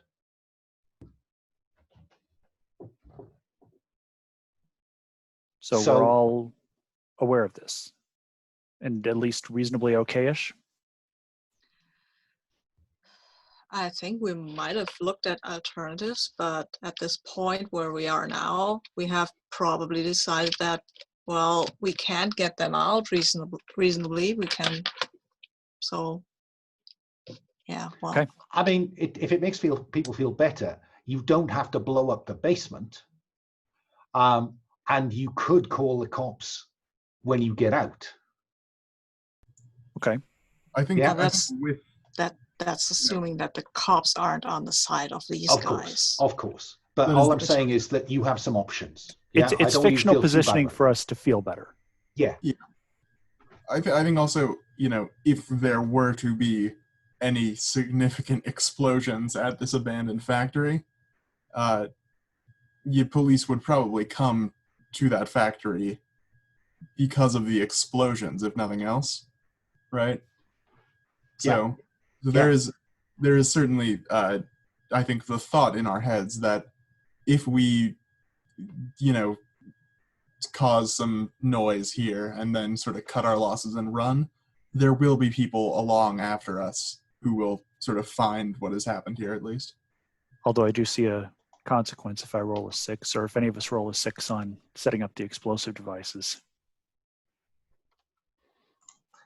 I wonder if, because of this, we're trying to do more of a demolition type explosives. We're trying to place explosives more precisely than we might do if we weren't trying to spare the basement from the explosions. I wonder if that's a potential. I don't think you need Okay. to get sucked into the detail of this. Sure. Sure. What I'm hearing is that you would like to spare human life where you can.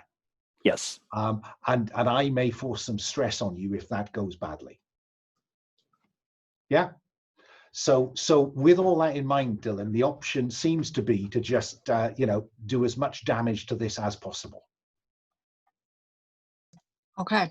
I still think that I would like to get into the office while Doriev isn't there, because he's high up in the Lisky Bratva and might have some stuff that clues us in further.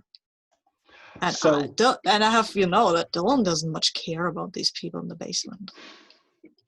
So Dylan, as they are going round one corner to find a way in, to find a window they can break in through, is Dylan going back into the front door so he's on site when all hell breaks loose, or not?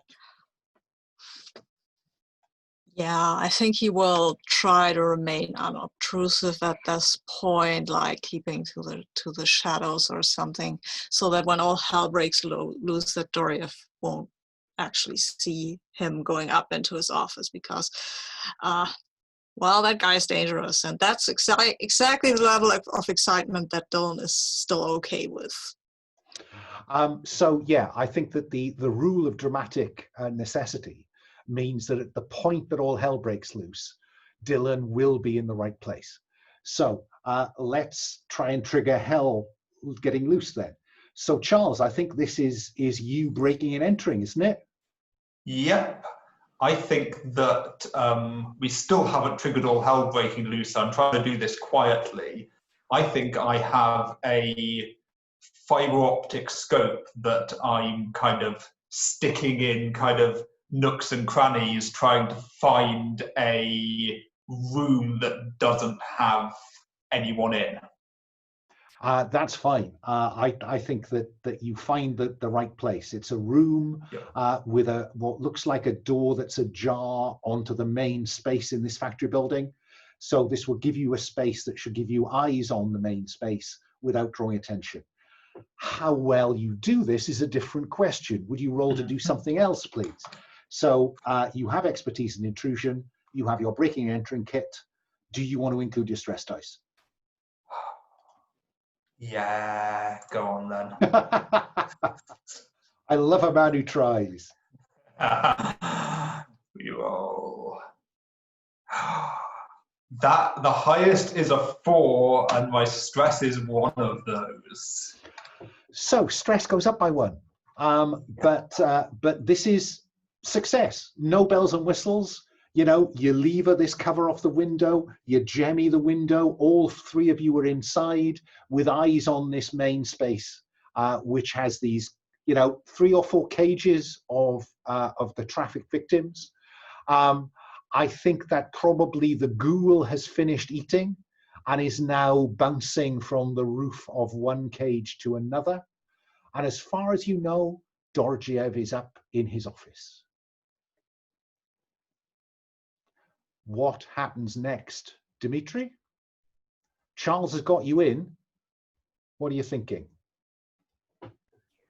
Yeah, I think, well, so we know that the actual blood processing stuff is in the basement because we caught glimpses of that in the tunnels.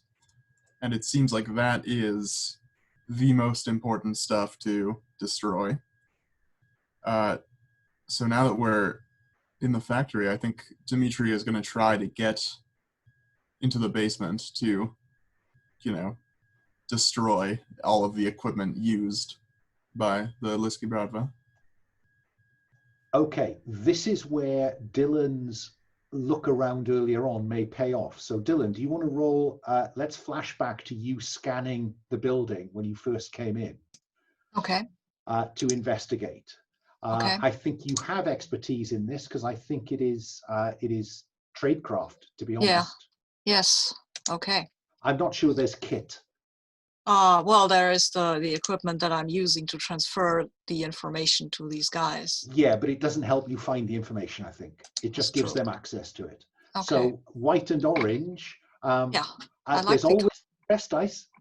No. I like white and orange. It's a good combination of colors. No, it's not. Oh, yeah, it is. It's a 5 on expertise. So that's great. So on a 5, you have one question. And the question is, I'm assuming, given what Dmitri needs to know, is how do I get to the basement? Yeah. Yeah. Yeah. And I think, Dmitri, that there is just up the wall from where you're looking in, I think you can see it's an archway in the wall, and there is actually a sign in Hungarian that says basement. Yeah. So yeah, that'll do it. So that's what Dmitri's thinking. Mia, what about the people in the cages? What about them? They seem alive, unhurt, and relatively human. Just checking. So Mia, what are you going to do?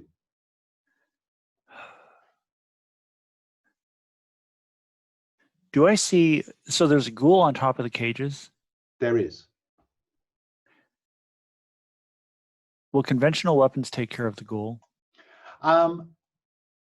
Yes, because if you check out the risk, there is nothing alongside ghoul that says vulnerable to. So that means that they are vulnerable to everything. Okay. They may be tough, but they're vulnerable.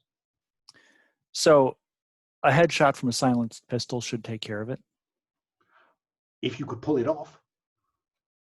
If I can pull it off. I mean, that kind of targeted shot would require a brilliant success. I'll tell you that now. Okay. In that case, I'm assuming there's a lot of boxes, a lot of cover between where we entered in the cages. Yeah, happy for that to be the case. Okay.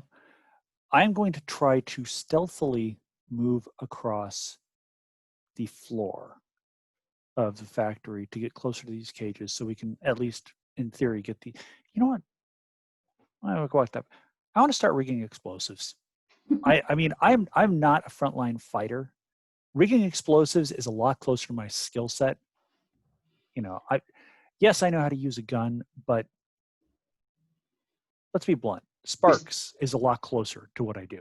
This is where you need that ex-Polish special forces guy with a rocket launcher, isn't it? So you're rigging explosives. Dmitri, you're sneaking towards the basement. Charles, what are you doing?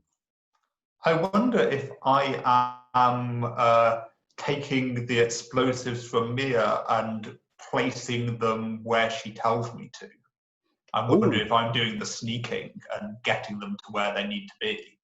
I could be rigging some close by and say you could put that one against that support beam over there and so on. Yeah. Charles, I just need to be clear. Are you ignoring the cages and the people in it? I think at the moment I am, because I don't think we're getting them out of there without a distraction. Okay, so let's have you roll to do something else with intrusion. So I think this is white and orange. I'm not sure I'm seeing an argument for the right tool here. Nope. Nope. I think it's just white and orange. Explosives aren't the right tool? Well, not for sneaking.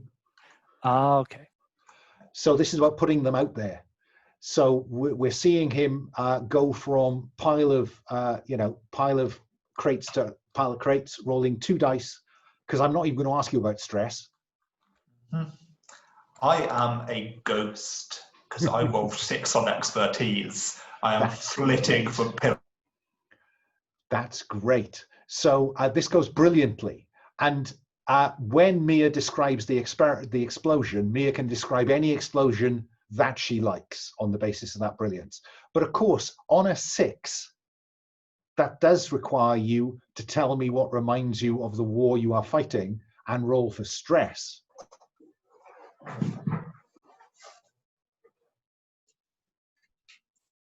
Did you catch that, Bodhi?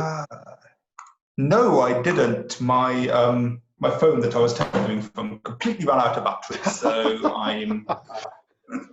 So what I was saying was you rolled a 6, which is brilliant, but because it's a 6, there is a risk of you having to roll for stress. So this would be a good time to tell me if there is this any. Point,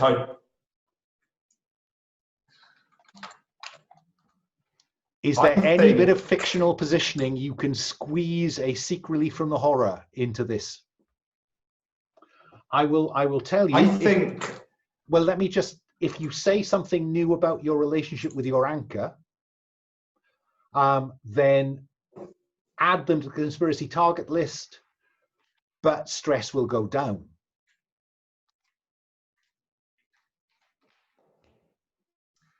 I'm wondering if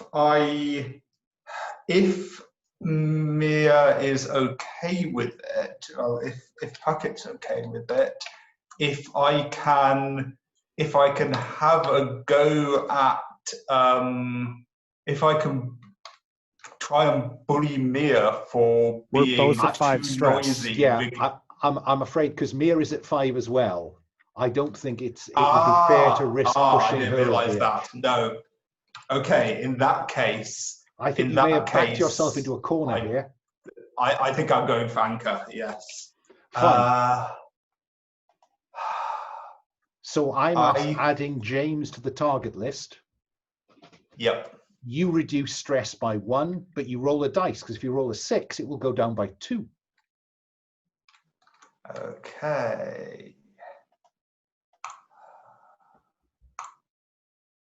No, I roll a 4. Okay, so stress has gone down by 1, but now you have to roll for stress. Okay. But it's bought you some headroom.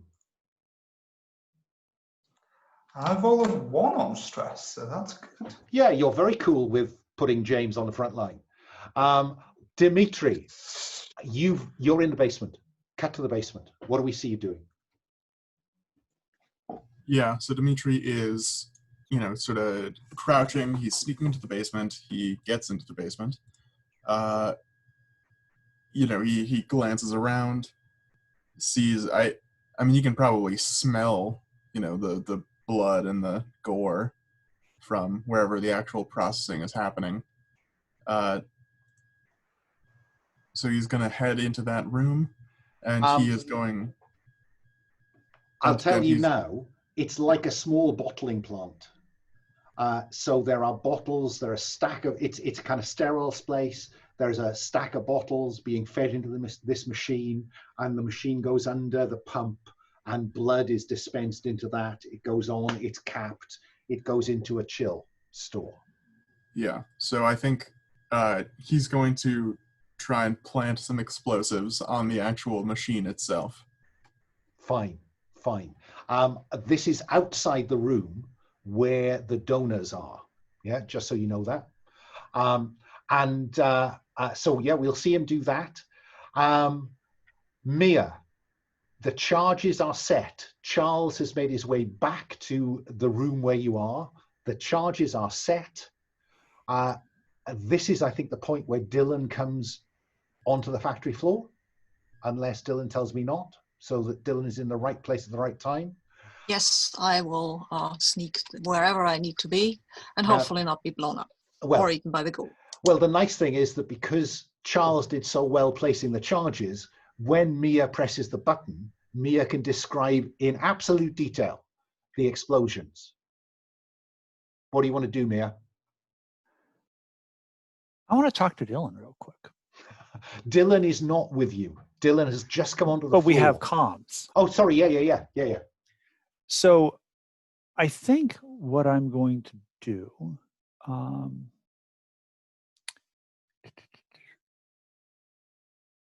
I want to remind a team member of a new piece of my history.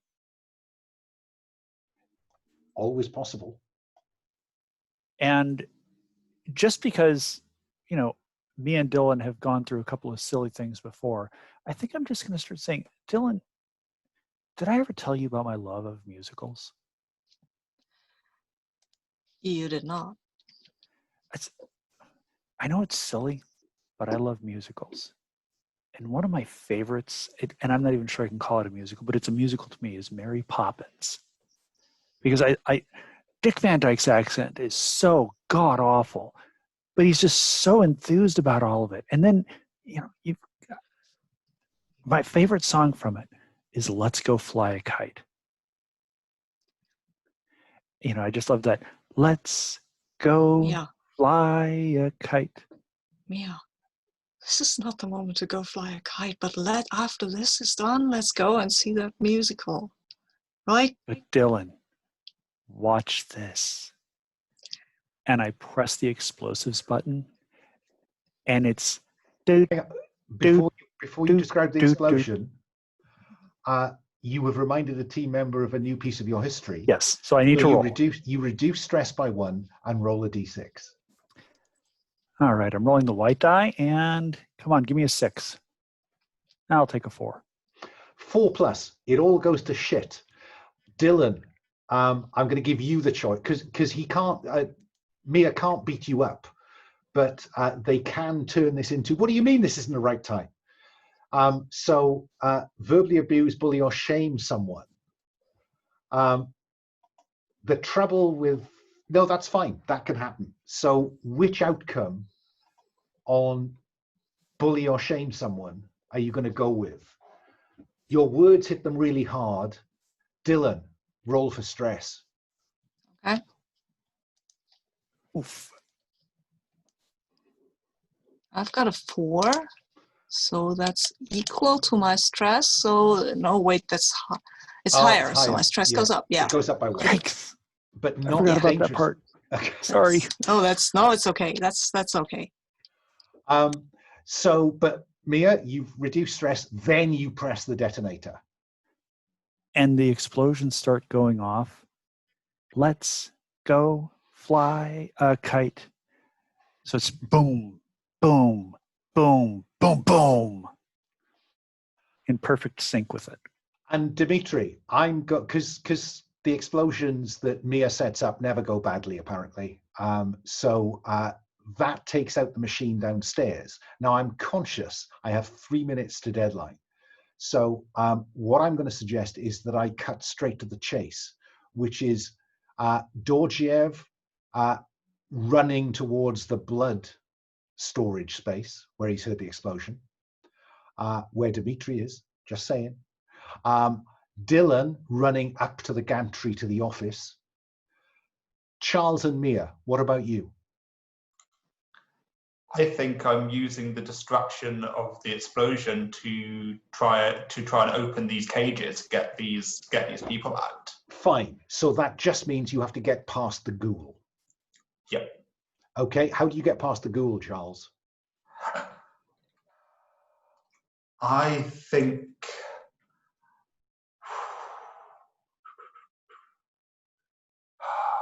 it's a stretch too far to say that I have a UV flashlight on me, isn't it? No, I think if you've got the carrying capacity, you can pull that out. You knew there was a ghoul in here. Seems entirely reasonable that you should blind the ghoul with the UV light and send it scurrying into the rafters. I think that's what I'm trying to do. Let's see. I don't think that's on the list. I So doubt it. I wish I'd put it on the list. I'll put it in notes. So yeah, no, absolutely, that can work. So you deter the ghoul with your UV flashlight. Dylan is gutting the office. Dmitri, do you confront or hide when Dorjiev comes down here? Ooh, has the explosion loosened the bricked over wall enough that I can get behind it? Yes. Then I'm going to, squeeze behind this bricked off wall and hope that all the blood everywhere in the other room is enough to hide me. Well, look, you've got two. You can avoid detection or flee for your life. You're right, actually. I'm in the tunnels right now, so I'm going to flee through the tunnels. Okay. When your cover is blown or you must run to escape capture, then expertise. I think that tradecraft covers this. Yeah. So you can include your stress dice as well if you like. Yeah, I think this is an appropriate time to do that. That is a 6 on my expertise, and my stress is not my highest. But that's fine then. So on a 4+, you get away without any complications. But on a 6, also say what reminds you of the horror of the war you're waging. Can I suggest that Dorjiev chases you down the tunnel and disappears over the horizon? So he doesn't come after you, but you know he has survived. Okay. Roll for stress, because he's still out there. All right.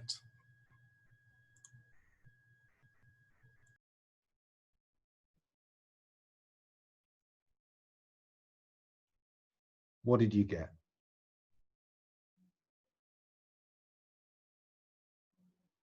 Josh, did you roll for stress? Oh, sorry. Did you roll for stress? Yes, I got a 3, which is equal to my... Doesn't go up. Doesn't go up. And I think, given that I've overrun, I apologize for that. I'm normally much better at timing.